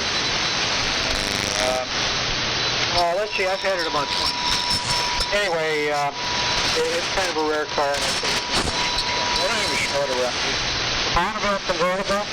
I bought that about 20 years ago too, and stuck it in the shed, got it running, stuck it in the shed, and I hauled it out with a chain, put my tires on it. It's pretty much a driver. And some of the other ones there, there's a lot of them that are not even shown there. I've got a nice 50 Ford and low mileage. I like low mileage cars. And low mileage radio too. But DX100, that thing was never put on the air. It was built in 1958. The guy never got it on the air, and I bought it from, he got dementia and he gave it to somebody, and I bought it for, I think, for like $250. And I got it working. It has never been modified. It has all the original tubes. I had to put a couple caps in it, but it's never been modified. But the last time I had it on the air, something spoke down. It hasn't been on the air. W2JID. Back to you. W2BTK. Back to you.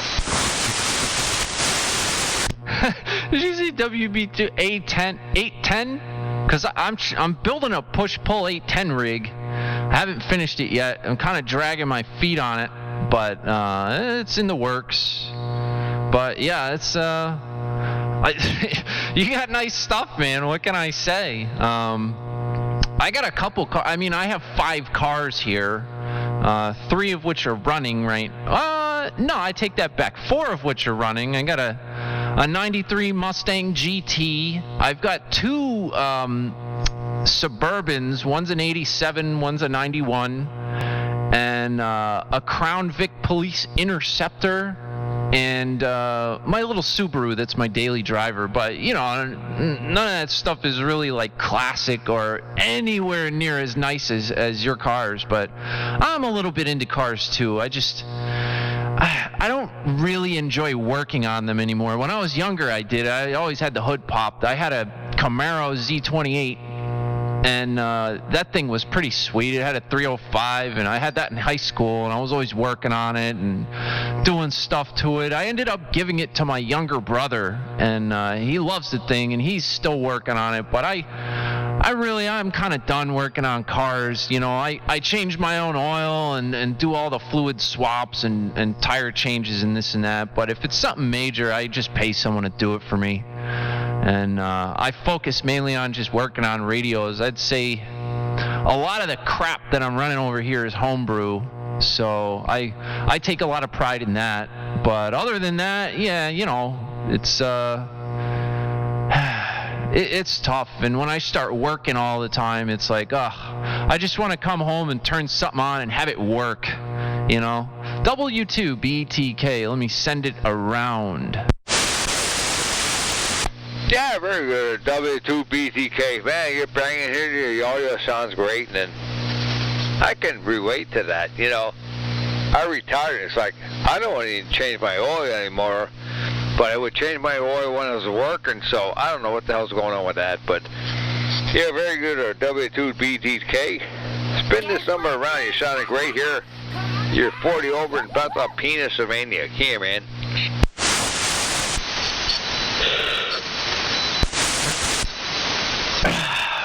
I'm going to give this a good transmission here. Going to test out this amplifier. This is W4IPC. So, yeah, Billy, you're sounding fantastic. Fantastic. And, man, listening to you on the radio here on Synchronous AM, I mean, with your signal, Billy, really, it's as if you're talking to me directly. I mean, the signal strength is just as if, I think you sound exactly the same over the air on this remote as you do on your stream audio. So, anyway, let's see, the amplifier is up to 147 degrees Fahrenheit. That's pretty good. We're running 800 watts of peak irradiated power, or peak emitted power, and 100 watts of carrier. This is W4IPC with a buzzardly transmission. That ain't buzzardly. That was like 30 seconds. No, that was like a minute. Come on now. I don't want to sit here and key forever. I don't want to be one of those people.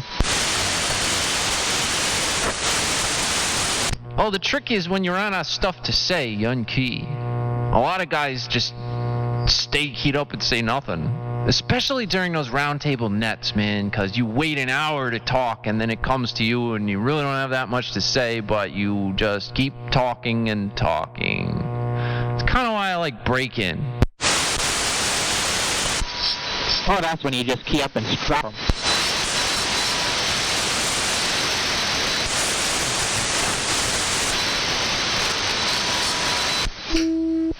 Yeah, someone's putting a carrier out. There's these cool things called a dummy load. If there's a bustle in your hedgerow, don't be alarmed now. Yo! Not very weak. There you go, radio. Hammer of the gods. Connor and Billy and all the people who left. And the slot buckets up the band at 8 a.m. This is W2VW. Good evening. Hammer of the gods. Man, Billy, you got some competition there for strapping signals. Good to hear, everybody. W2VW and everybody, this is W4IPC, remote in Blueberry, New York. With a signal. Well, Connor. For Billy, his station's better than mine. But that's okay, thanks anyway. No. 45 over.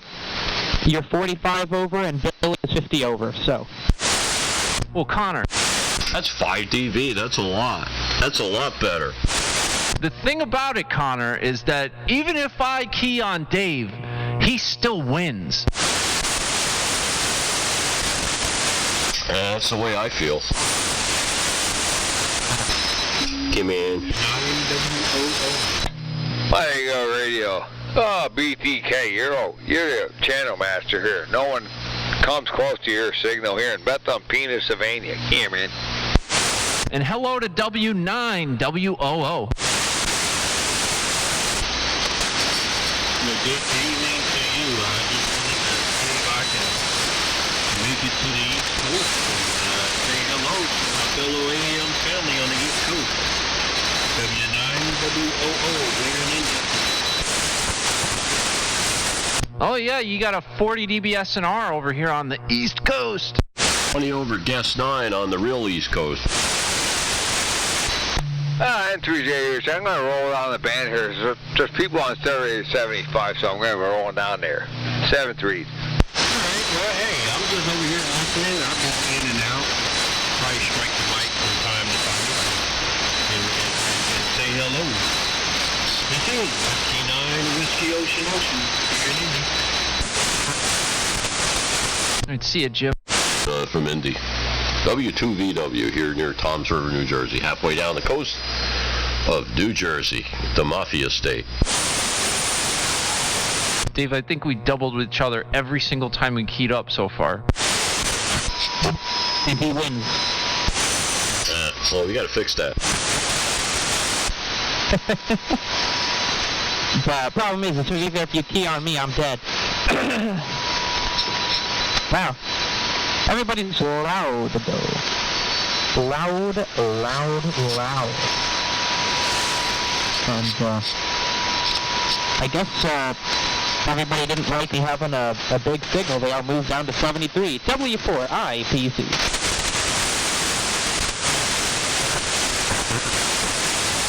But let it all hang out when you don't have much to hang out. Connor's ripping it up.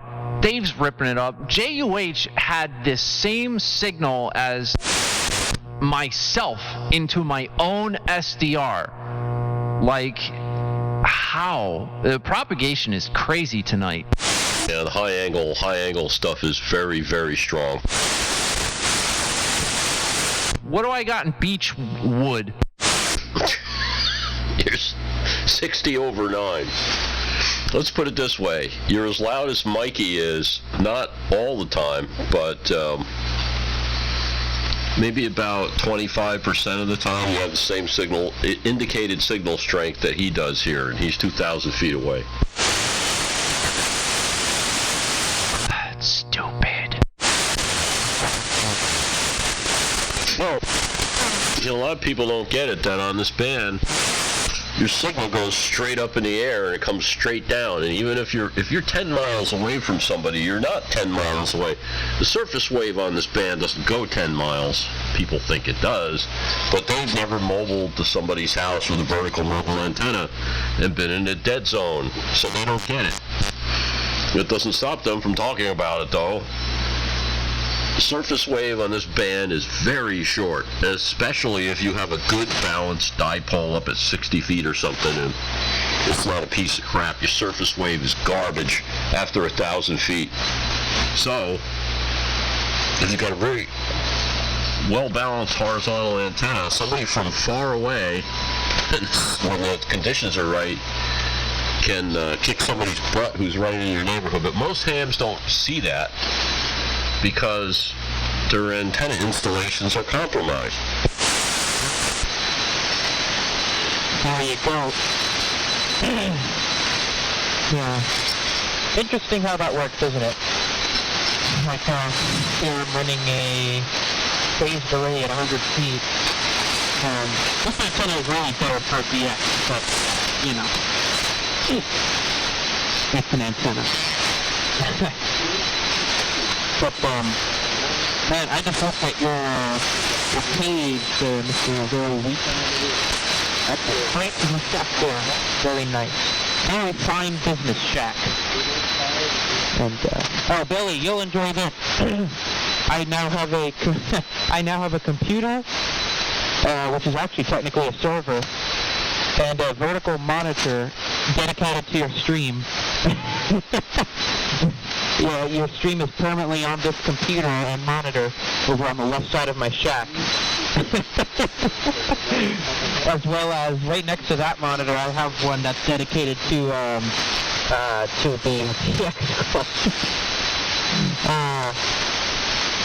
stuffed ham thing, huh? Anyway, that was a good chance. There's 157 degrees on the outside.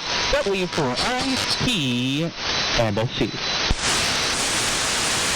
Yeah. Look at that, I'm taking over. I took over Connor's computer and his receiver. And, man, I don't know.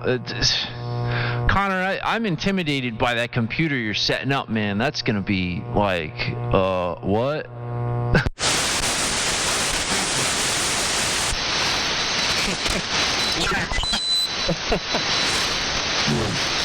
That computer's going to be really good. I'm excited for it to get here.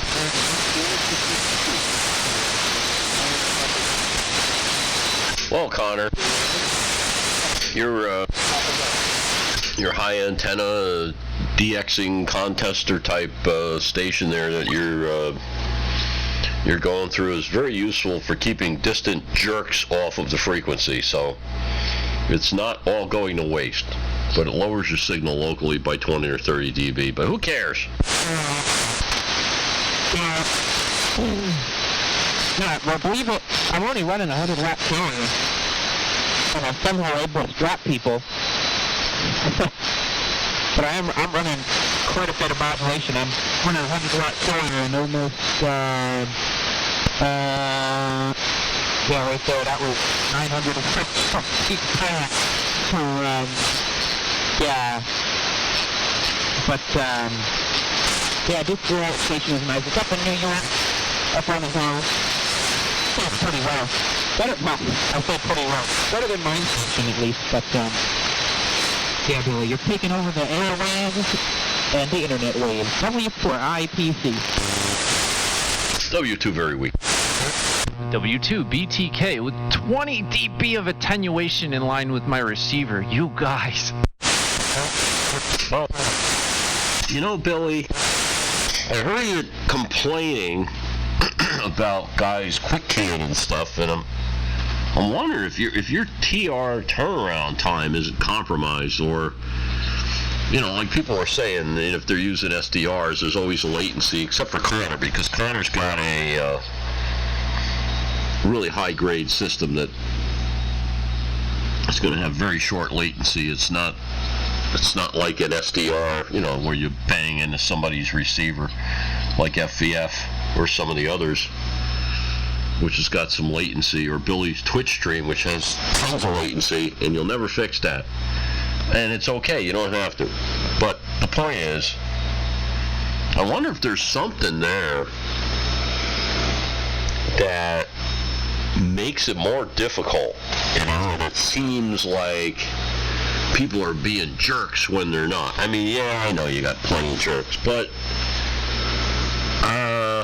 I listen from time to time, and I don't see too much. Well, I don't see anything. I don't hear too much of, you know, it's the ADD thing. And yeah, you get people that it's obviously something that's being addressed to operator A, and operator C wants to chime in. But, you know, it's the ADD thing. And yeah, you get people that it's obviously something that's being addressed to operator A, and operator C wants to chime in. But, you know, So I don't know. I wonder if you don't have like a 300 millisecond thing going on there. Dave, I have a full second. It is 1 full second delay on my receive with this SDR. And I've tried a lot of stuff to get around it, but it's a full second.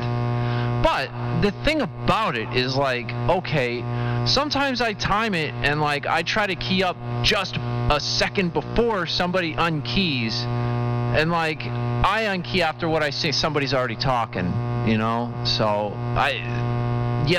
my latency contributes to it, but I still think that, like, there's a lot of people out there who don't care, you know, what if you're having a conversation, or if, like, here's a perfect example. Somebody asks me a question and I key up and I answer them, but I unkey and somebody was doubling with me, you know, like, there's no excuse for that.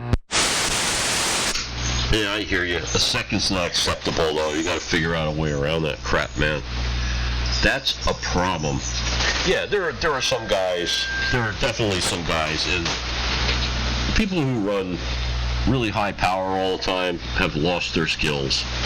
You got to get on with low power build skills. Anybody who's been around for a while understands that. You know, you're always QRO. You lose your skills, and you're like this majestic giant turd. But yeah, a whole second. Yeah, that's got to go one way or another.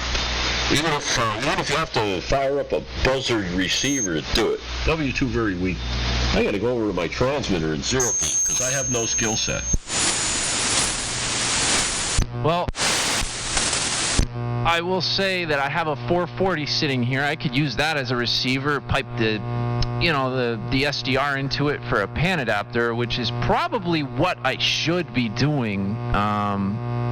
But then, you know, the other thing is I never get on with full power. Like, I never come out onto the radio waves with a lot of power. I always get on with, like, reduced power out of my exciter, maybe like between 30 and 50 watts, and I can never, like, you know, I just get flattened and stepped on and doubled with and everything, and it always ends up that I'm, like, on the gas by the time I get off the radio, and it's just every single night. So I try my hardest, Dave, to get on with only the power that's required to, you know, maintain communications, but, you know, and then I get sick of sitting here and waiting, so I gotta run an amp.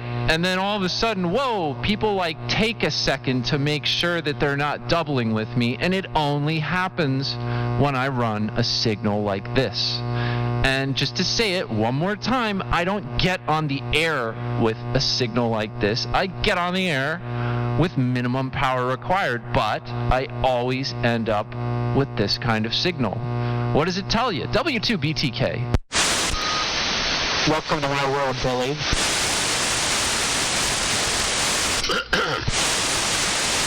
Well, you know, the whole point of this is you're supposed to have fun, and if it's that bad, then you got to figure out why.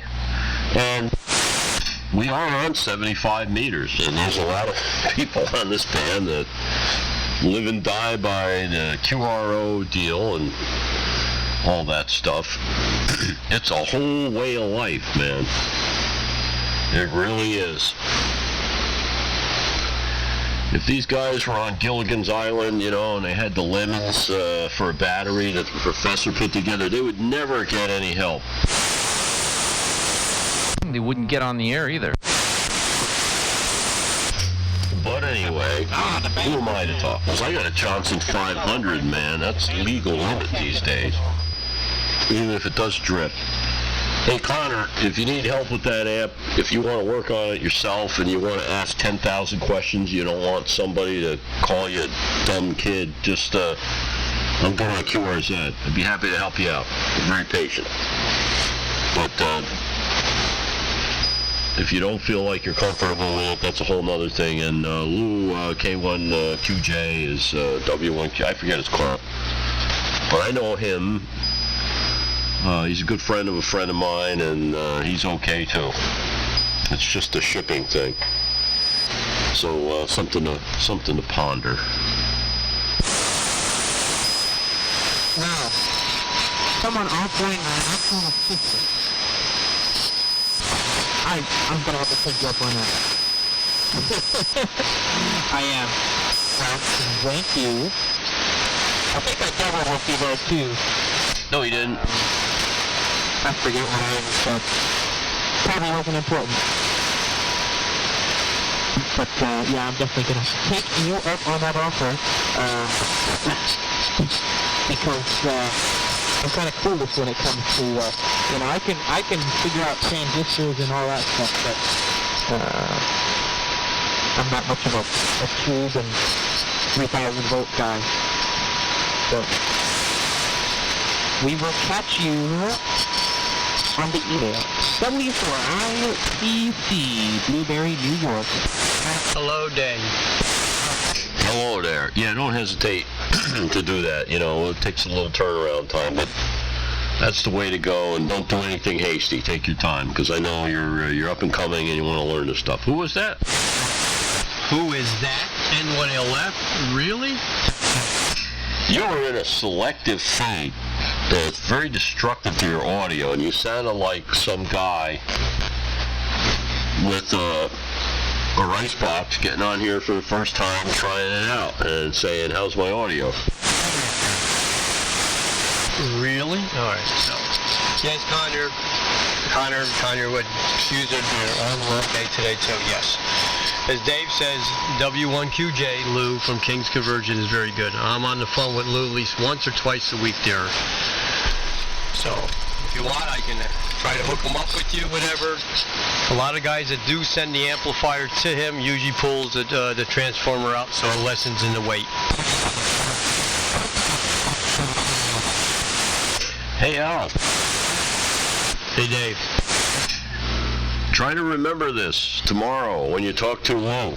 Ask him when he's going to get P5, Papa 5. I think I asked him that one time before, didn't I? Maybe somebody else told you to bust his chops, but I'm telling you right now that you ask him. One of your friends from the air asked him when he's going to get, when he's going to bag P5.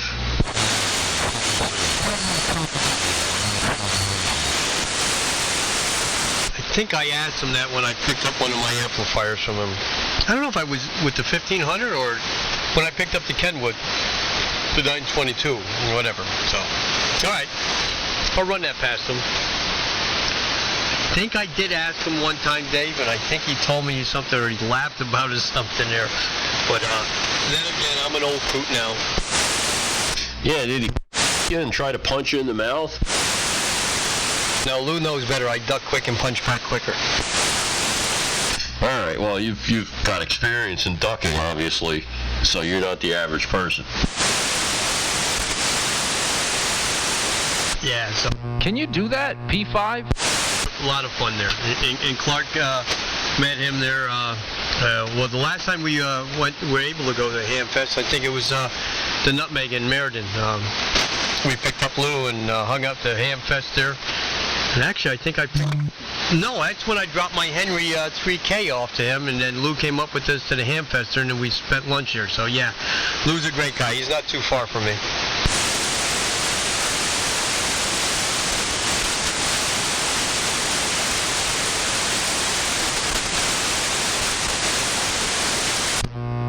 What? Well, yeah, another thing I need to do is figure out these tubes. The 3500 WAM that came in this amplifier look new to me. What the hell do I know? Anyway, thanks for the offer. I will definitely be careful what you wish for. Yeah, but Well, look me up I on want to learn how to Twitter, work on this stuff N111. because Send me an email. I hate relying on people to help me. There, and put You know. in the notation of the It's okay subject now there what because you I'm were still asking learning me to do about. stuff, So but I'd like to I be don't able think to, you're spam. do this I stuff on like my own. spam, but not in my email. Anyway. Yeah. Oh, this amplifier is starting to run a little warm, 170 degrees Fahrenheit. From W4 IPC, not Chesapeake, Virginia, Blueberry, New York. God, Connor, you just flattened Alf. Ouch.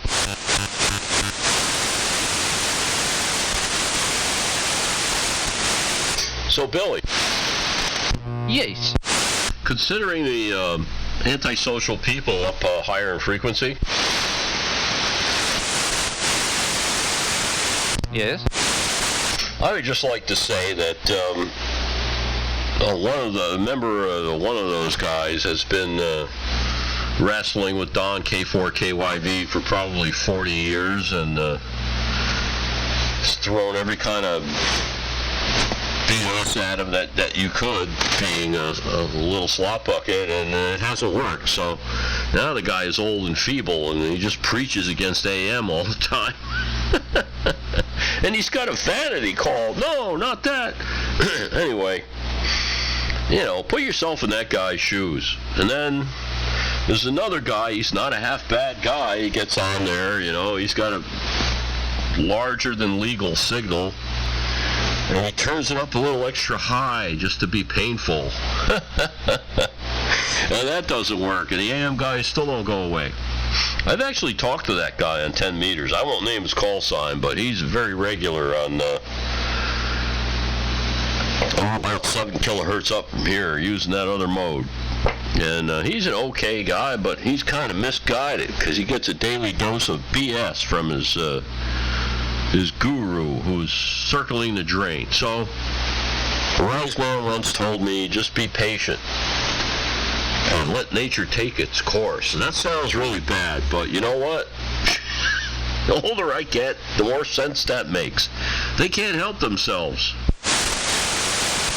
Yeah, well, it just sucks because, I was trying to talk in 85, couldn't do it, moved up there, and I was talking to Connor, and here's an 18-year-old kid who loves AM and just wants to get out and talk, but he's pretty weak in my receive, and I'm talking to him anyway, with all these adverse conditions, and I'm able to do it, and we're hanging out, and the frequency was totally clear. We got on there, and, it's like, why are you going to run us off the air just because you hate AM,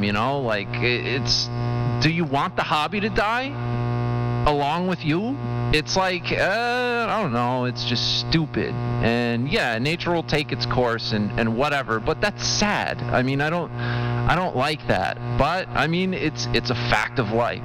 But anyway, I mean, it's just so stupid.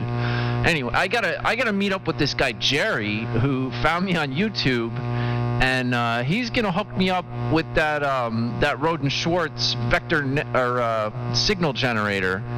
And well, you know what I could do with that. Yeah. I don't know if you knew this, Billy, but when you had left, I was still talking there, and the guy slid down and started criticizing me for not being in the AM window, even though the frequency had been in use for an hour. Go ahead, because not weak. W4IPC. You guys should have switched to sideband. That's the solution. You switch over to sideband. They really love that. Yeah, well, another reason I got to get this 440 up and running over here at the remote station. But yeah, if Connor, if you would have gotten on with this station that you're talking on, we totally would have been able to just talk right through them and pretend they weren't there. But you were trying to use the stuff that you have set up, and it was working just fine until they decided to QRM. You get any call signs? Yes, I did. I put it in Billy's chat. We did get call signs. And yeah, I use the station now and then. You know, it's my friend's station, so I don't like hogging it up like I'm doing right now, because it's his station. You know, I'm proud of my little station. 20 watts of carrier. I'm proud of it. You know, I got my flex radio and all that, which, by the way, Billy, you need a flex. But, you know, I'm proud of my little station, so I was trying to hold my own from my little station. Well, and you were doing it until those guys ruined it. Yeah, well, you know, you got to remember, those guys, here's the thing you get with people on amateur radio. They have their fiefdoms, you know. It's their little kingdom, and guys carve out their little kingdom. Their frequency, their net, their spot, their friends, blah, blah, blah. It's all a defense mechanism because they got their asses kicked probably in junior high school or something. And it's kind of sad, but that's what they do, and that's how they continue throughout their lives. It's a good lesson if you're going to deal with people. And you know what I forgot to say? Right, so they said they criticized us for not being in the AM window. Like, that concept, the AM window, it doesn't, you know, I understand where it came from and why it is and why it was important, but nowadays, like, we need to get away from that, and there's so many AMers that are perpetuating that BS of the AM window, naming stuff the AM window, talking about, you know, like on major like ham radio podcasts, like, oh, well, the AM rally's coming up, but don't operate anywhere besides, you know, between 3870 and 3890 or you'll get in trouble. You know, like that kind of BS. Like, I just, it boils my blood when people say AM window, you know, or talk about that like it's a real thing. And we need to get away from that. The AMers need to, you know, subtract that from history. You know, well, not from history. We need to remember why it's there, and you know, the fights that happened, and why we still have AM, you know, in the first place. Why it's not like illegal or something, which is a great thing, but it needs to be dropped. That whole concept needs to be flattened and forgot about, except for its historical, you know, but you know what I'm trying to say. We need to get away from that. So what do you say to a sidebender if he comes 2 kcs away from you right now?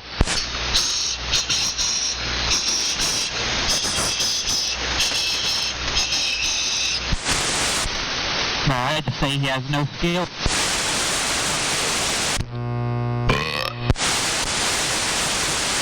Oh, that's my ID. W2BTK. And when you left.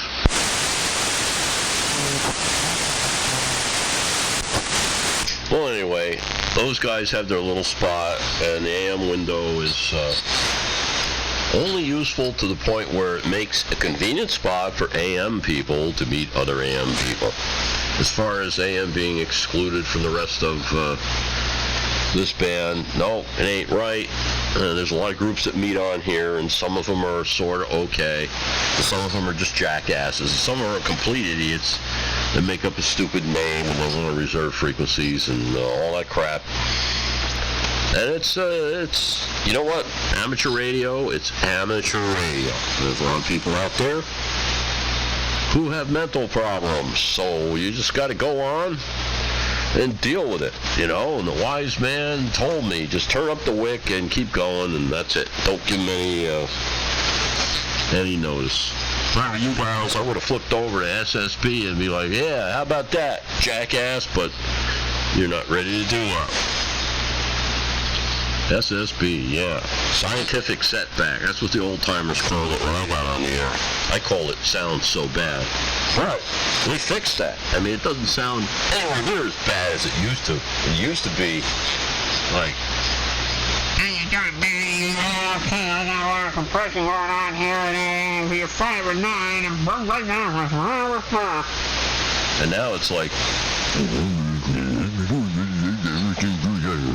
over.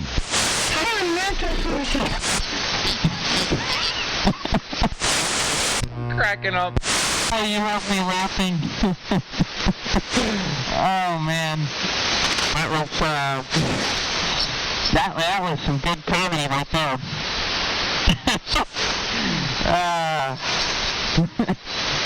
Well, I was gonna go to sideband, but Billy isn't able to follow me to sideband, so I didn't want to do it. Oh, man. Yeah, well, they complain about us if we ever go out of the AM window, but they're not afraid to come into the AM window, so you lose and you lose. Anyway. That was a pretty accurate representation. W4IPC. Let me do a frequency check. Yep, I'm drifting, thank you. Looks like, wow, I didn't drift that much. Yeah, but the band has changed around, man. You went from like totally, completely giving my AGC capacitor a workout like it's never had to 40 over 9. You're only 40 over 9. So you probably are hearing some deep fades and destructive QSB on my signal, I would think. Well, you guys sound great to me. You're not fading at all, neither of you are fading at all. I mean, you sound fantastic. You sound fine business, as they say.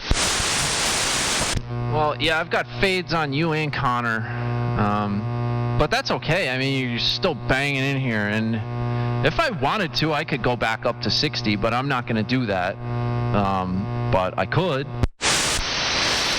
That would take 10 dB more energy. You got that left over there? I don't think so.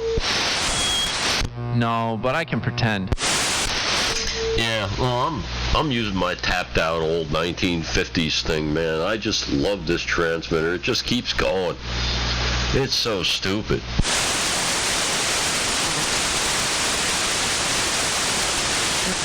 I got my Dave made pill boxes. Maybe I need to plug those in. You need to get yourself. Nah, you need to get yourself a driver. You need something with forward error correction, and you can put all that Dave made stuff with the hum and the power supply and the 2870. You can put all that on the air and fix most of it with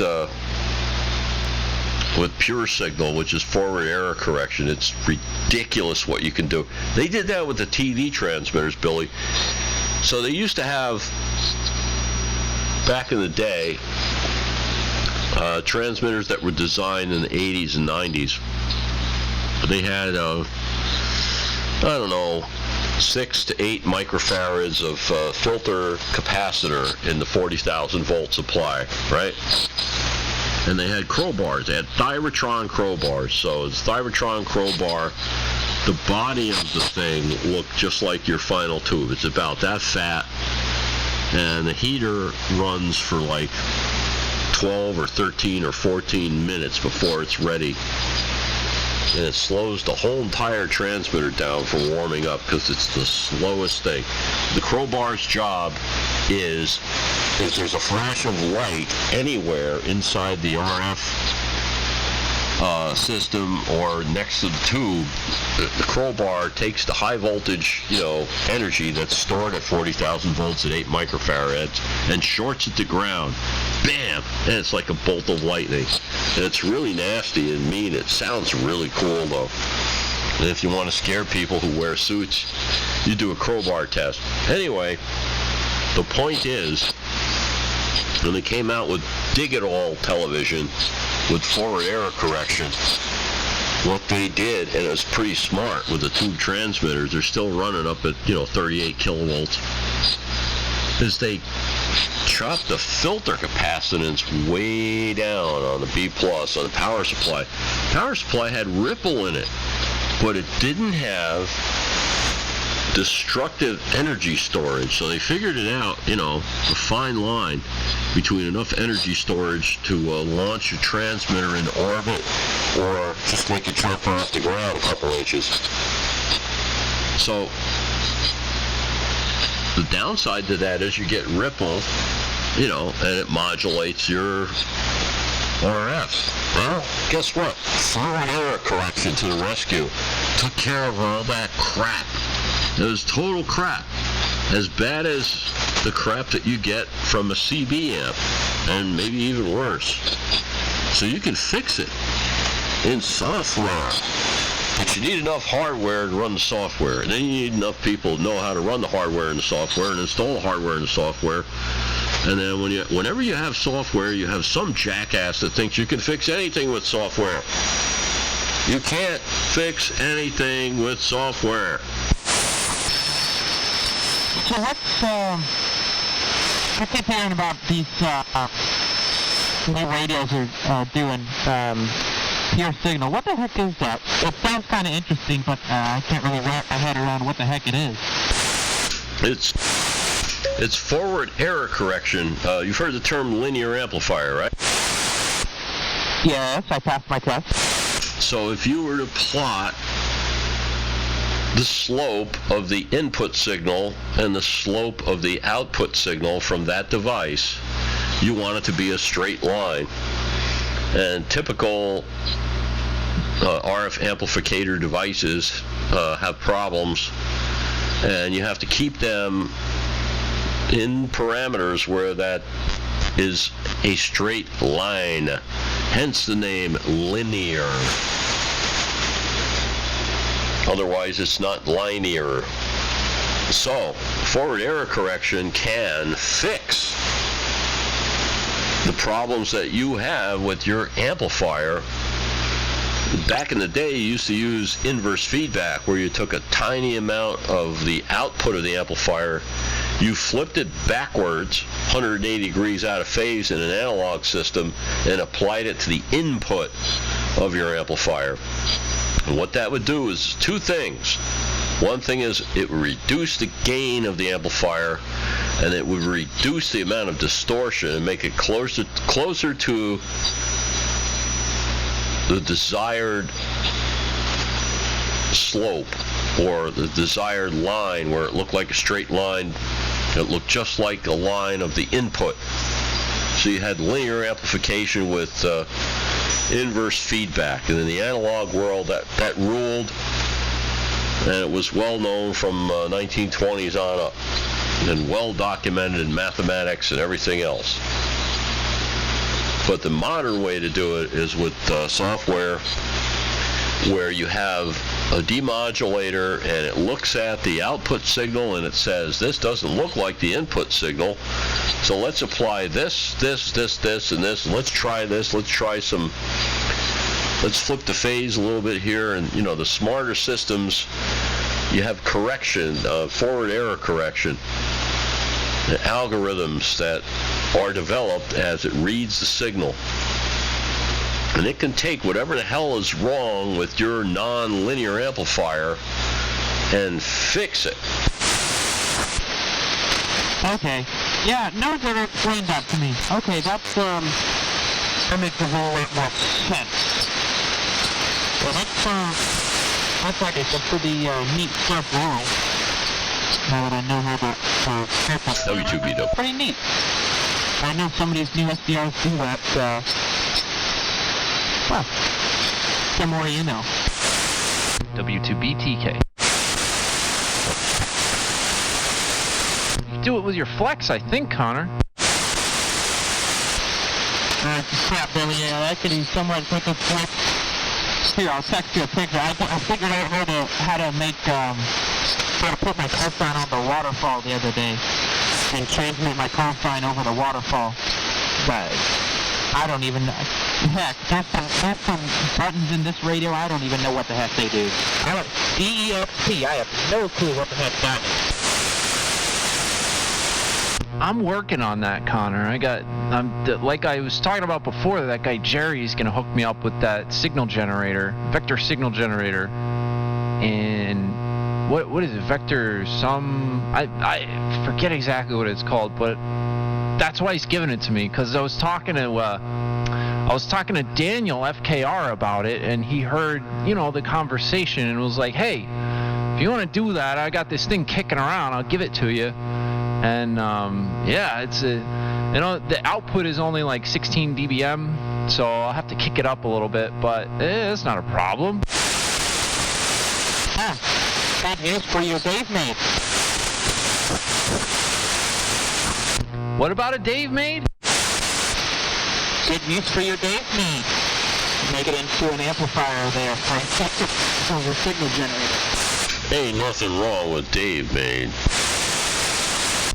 Well, yeah, I mean, I've been Dave made for a long time, although I kind of switched Daves. I guess I'm like, can I say ape made on the air?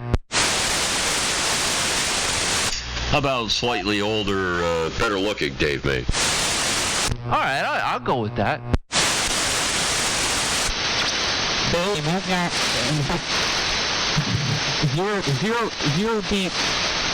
Zero beat Dave. You're trying to think the detective crazy, Billy. You want me to zero beat? Yeah, I'm a whole, man, I'm almost a whole, I'm 3/4 of a kilocycle low. I got on here, Connor, totally cold transmitter. I thought Billy would be going to work tomorrow, and there's like nothing to get on here for unless I want to talk about Sean Hannity, whatever other kind of crap, which I don't get into. So I didn't bother, and I was on another band having some fun. But then I went up, I flipped on my shower radio, and I was in the shower, washing in between my toes, and Billy was on here. It was after 8 o'clock, and I'm like, man, Billy's going to be on the air all night. Yeah, because Hatzel Boo Boo was AFU.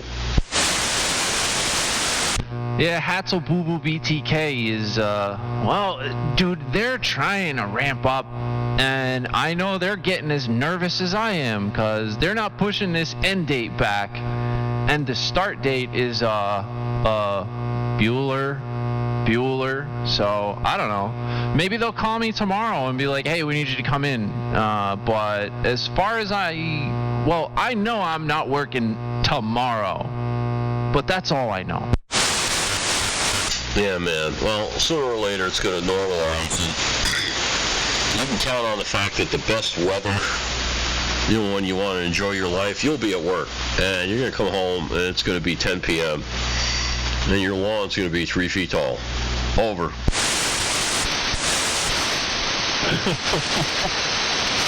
Here, I'll do,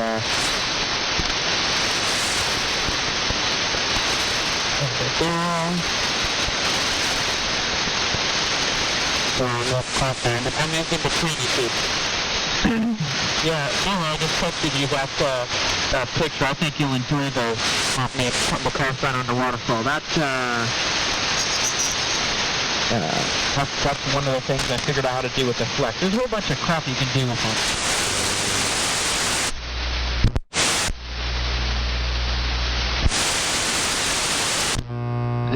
it. That's really cool. I showed it on the stream for a second, but yeah, Dave, it's gonna break, and we're gonna go to work. And the conversation that I had with my foreman was basically like, yeah, they're not pushing the start date back, so it's either gonna be like 3 shifts of 7 days, 12 hours a day, which basically kills you, but you make, you can make 6 months pay in 2 months like that, but that's what it's going to be. We're going to be, you thought I was working crazy overtime at the end of last year. Well, this one is going to be like really crazy overtime, and basically the conversation was, if you can't work a day, like, you're gone, and we're calling the hall and we're getting a guy out there that can work that day, and we don't care who you are, how long you've been with us, so don't, it's mandatory overtime, no matter, we might be working 24 hours straight,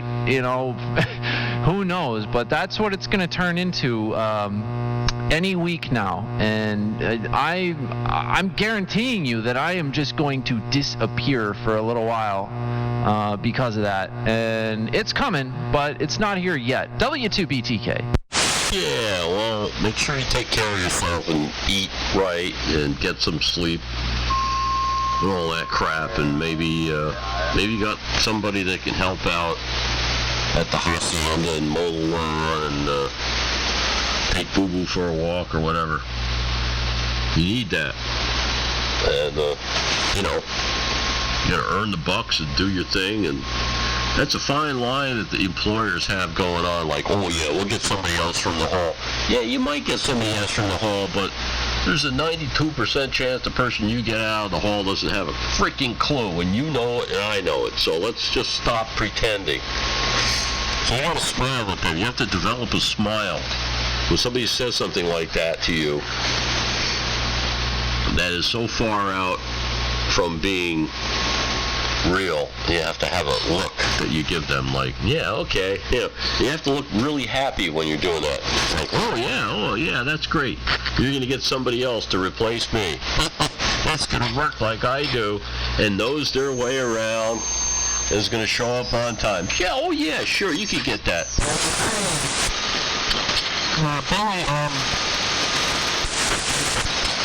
Billy, just go ahead and make the station remote. I'll keep it work for you. You don't have to worry about the tubes and capacitors getting old. I'll keep it warm for you. I'll make sure it stays working, stays on the air.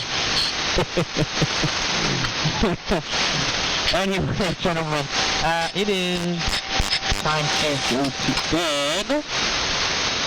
I've stayed on here about 3 hours longer than I thought I would. I only got on here because Billy was calling TQ on 3895. And look where we are now. W2BTK and W2 This is, and has been, W4IPC, remote in Dutchess County, New York. All right, Connor. Hey, man, this has been a real fun night of radio for me, and I'm glad that you answered my CQ on 3895. It's kind of what kicked it all off.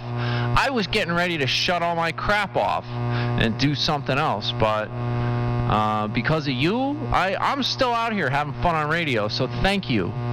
And, yeah, Dave, well, I'll let you say 7-3 to Connor there.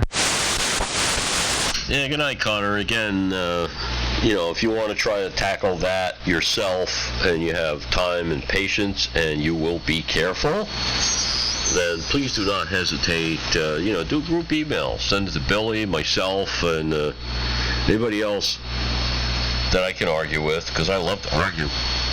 And lots of pictures and a good history of that amplifier, what happened, how you got it, what happened the first time you plugged it in, you got it on a Variac, what you saw, what you smelled, all that. No problem. It won't get flipped around immediately, it might take a day at a time, but that's the way it goes, so please don't hesitate. That's one of the things about amateur radio, is you try to help people develop so they can do stuff. So good night, and thank you. W2 is very weak. Yeah, I had, and when I first put it on the Variac, I set the Variac to 10 volts and left it there for 20 minutes. The plan was to slowly bring it up. And well, come to find out, literally nothing happened because somewhere something's wired wrong, so there was no voltage getting to any of the transformers or even the freaking fan, so anyways, good night. 73, da-da did-it, da-da-da-da, for those who know the beeps, the short beeps and the long beeps. This is W4IPC. K2ORS. K2ORS, we hear you. And hey, Connor, if I do end up having to work too much and all that crap, I'll just give you the keys to my house. As long as you take care of my cat, you can come here and eat my food, and which is mostly pizza, and just talk on my station, keep it warm. So if it comes to that, yeah, I might have to get you up here.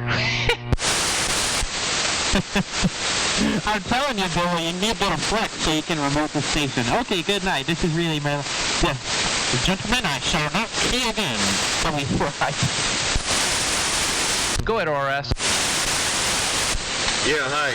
I wanted to say I heard Dave in there, W2BW. Name here is Warren. I'm outside of Boston. Been listening on and off on my SDR, but my SDR receiver, and I decided to fire up the rig here. Anyway, I wonder if W2BW is still around.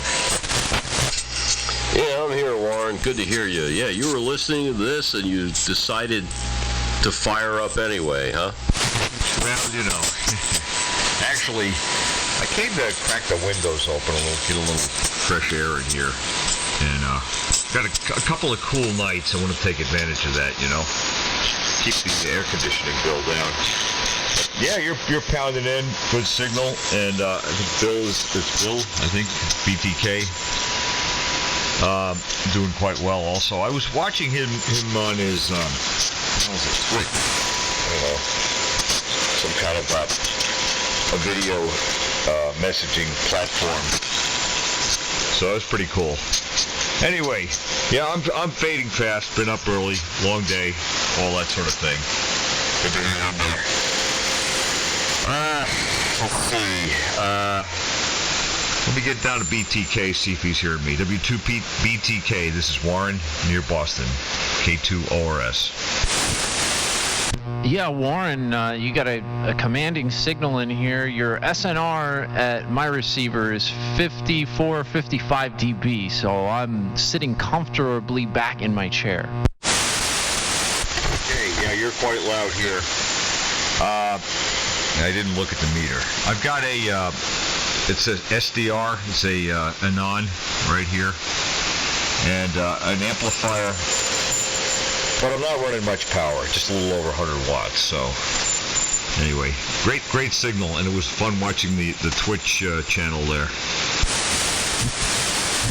Yeah, I'm glad you enjoyed it. I've been trying to do that as often as humanly possible, because it has actually, believe it or not, been generating some interest in the hobby from people who aren't in the hobby.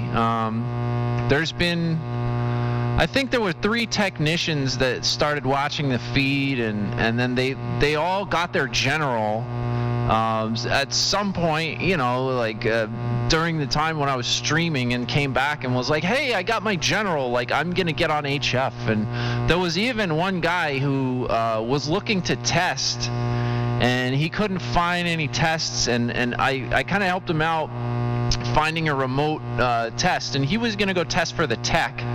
But I kind of like kicked him in the butt a bunch and was like, dude, like take the general. Like I don't care if you studied for it or whatever. Like make sure that when you go in and take that tech, try the general. Just try it. And he did it, and he got his general, man. So you know, it gives me hope and, you know, kind of a reason to keep doing this. So I'm just trying to showcase the hobby on a platform that is filled with younger folks and people who have probably not seen this kind of stuff before. And, you know, I'm just gonna keep doing it for that reason. And, you know, hams like yourself like watch, and it's cool, and there's that aspect too, and it's just like good entertainment for hams. So a lot of good things coming from it, and I just, well, I'm doing it.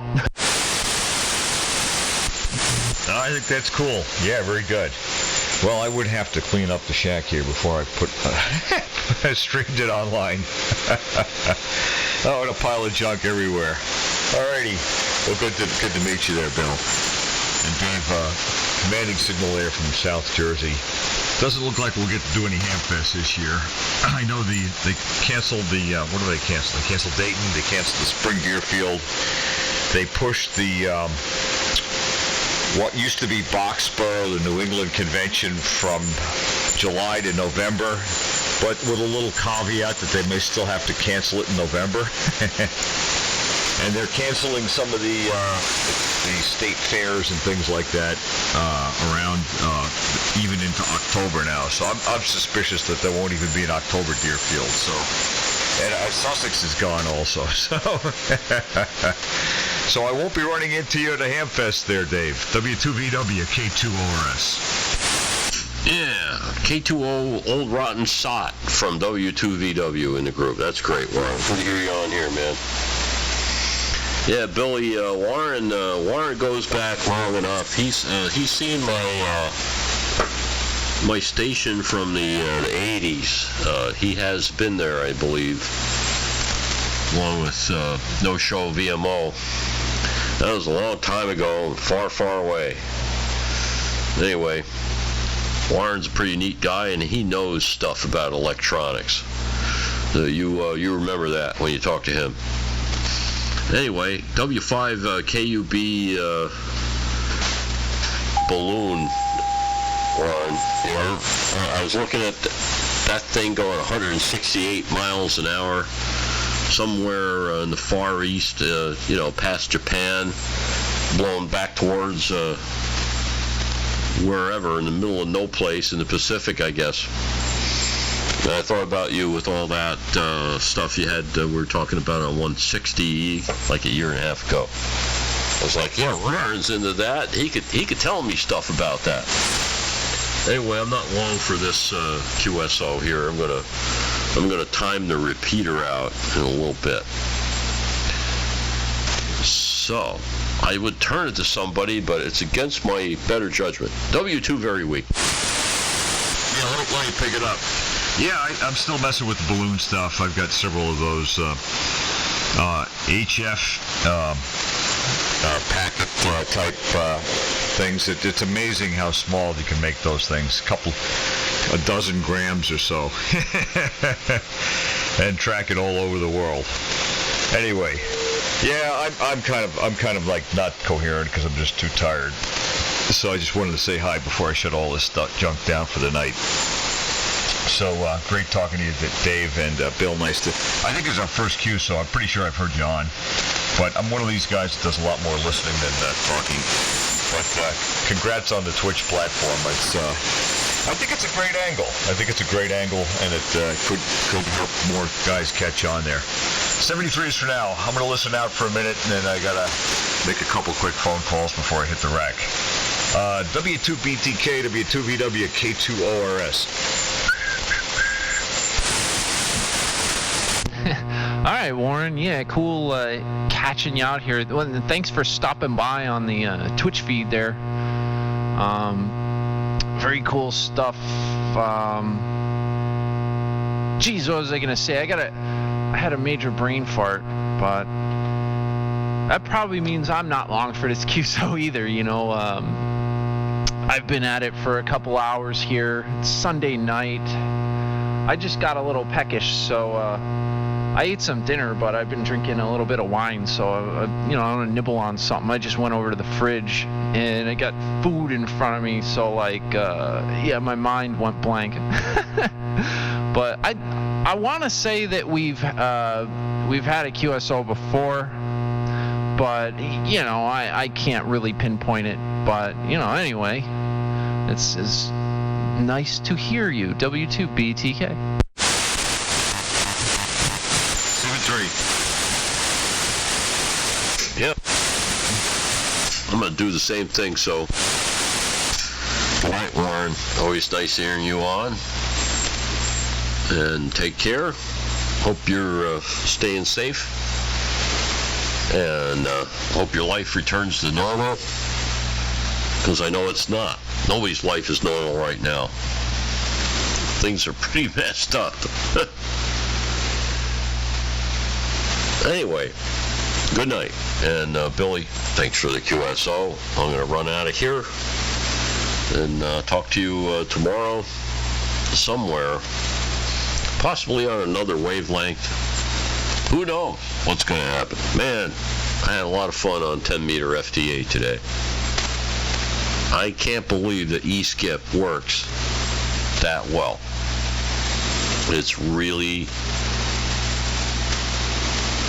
it's freaky how many European stations you can contact with that mode, because that's a stretch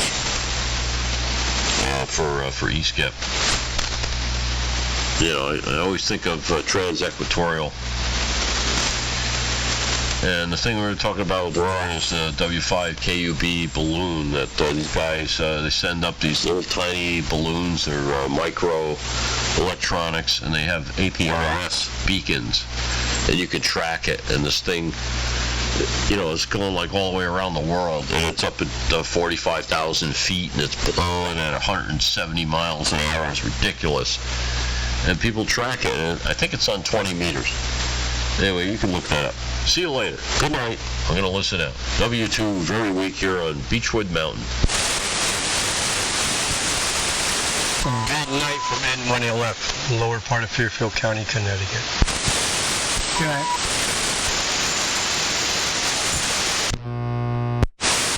Yeah, all right, Dave, Warren, Alf. Sounds good. Yeah, I have to look that up. APRS is pretty cool.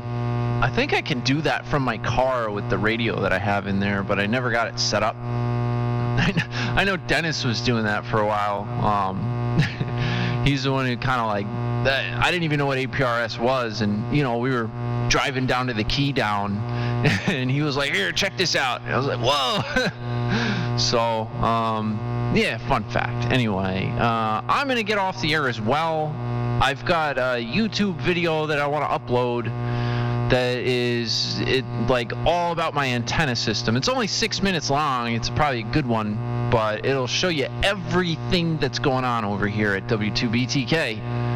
So I guess, yeah, I'm gonna get started on that. It's about a 2-hour upload, and I'm gonna let that thing rip and do all of the, you know, back end work that I have to do to make that happen. And you know, I had a lot of fun out here on the radio, and I started out not so much. I almost gave up, but I'm glad that I didn't, because this is an excellent night of AM on 75 meters, so it does exist.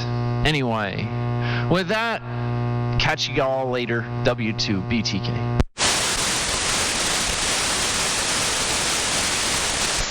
Before you go, W2BTK from Whiskey 3 November, Southern Maryland. Hey, WW3, what was it? Something November. Sorry, brain fart. My cat's yelling at me. Yeah, I was just kind of going by the band here, and anyway, you guys said you were on Twitch there, so I got on Twitch and haven't really done anything with it. So I kind of pulled it up here. I don't know if I got a frog in my throat. But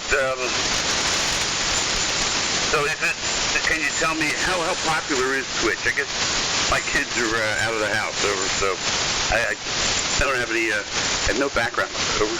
WW3 November. Oh, that was it. WW3N. It's actually very popular, and mostly for gaming, I would say. A lot of people streaming video game play on Twitch, and that's like the main thing that happens there.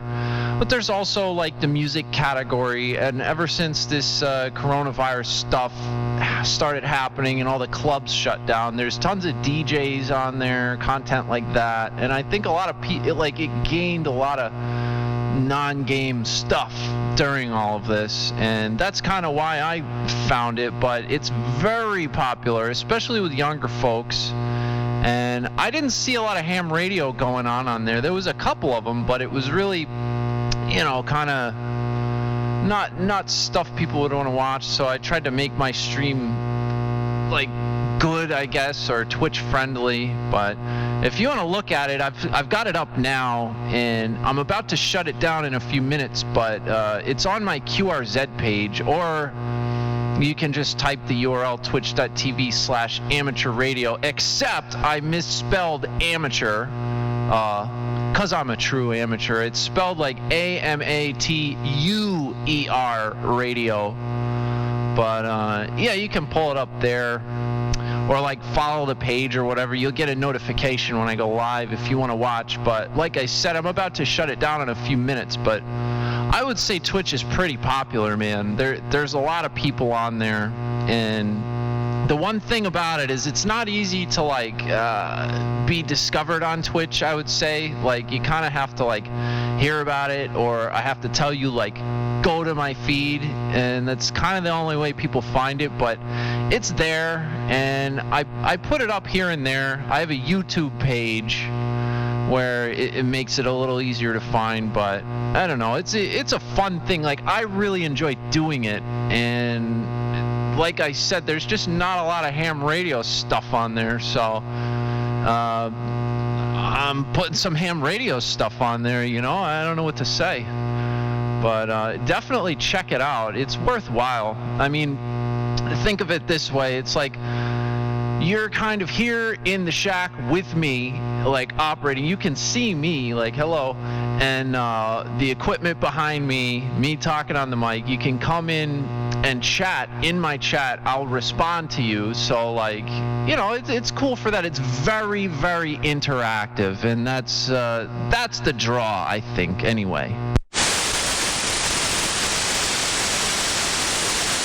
Okay, W5KUB, WW3N. Well, that's cool. So, one last question. So, there's a 58-year-old asking questions here. What's the difference between Twitch and D-Live? So, or are they kind of like the same thing, or competing platforms? Over.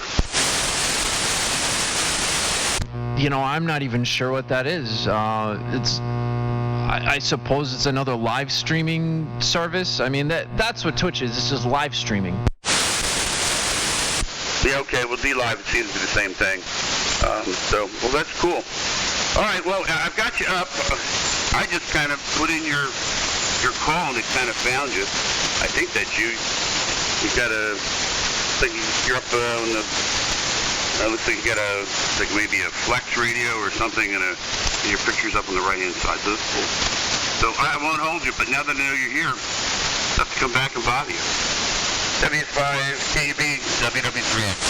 Wrap it up.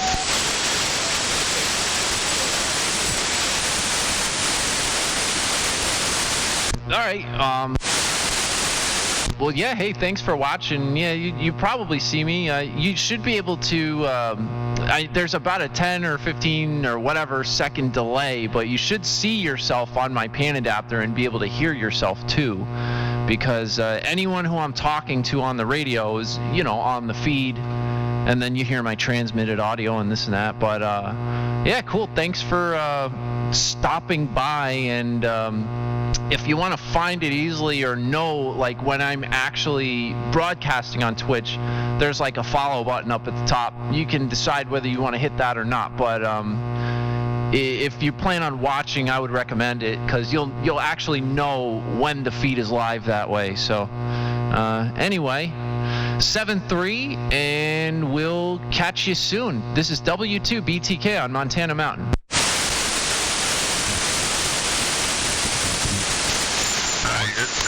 Different.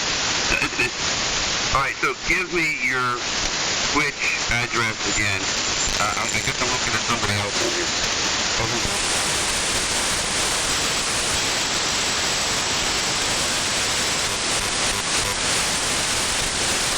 That looks like you got off fast. W2BTK, thank you very much. 7-3 from beautiful Southern Maryland. Take care. See you later.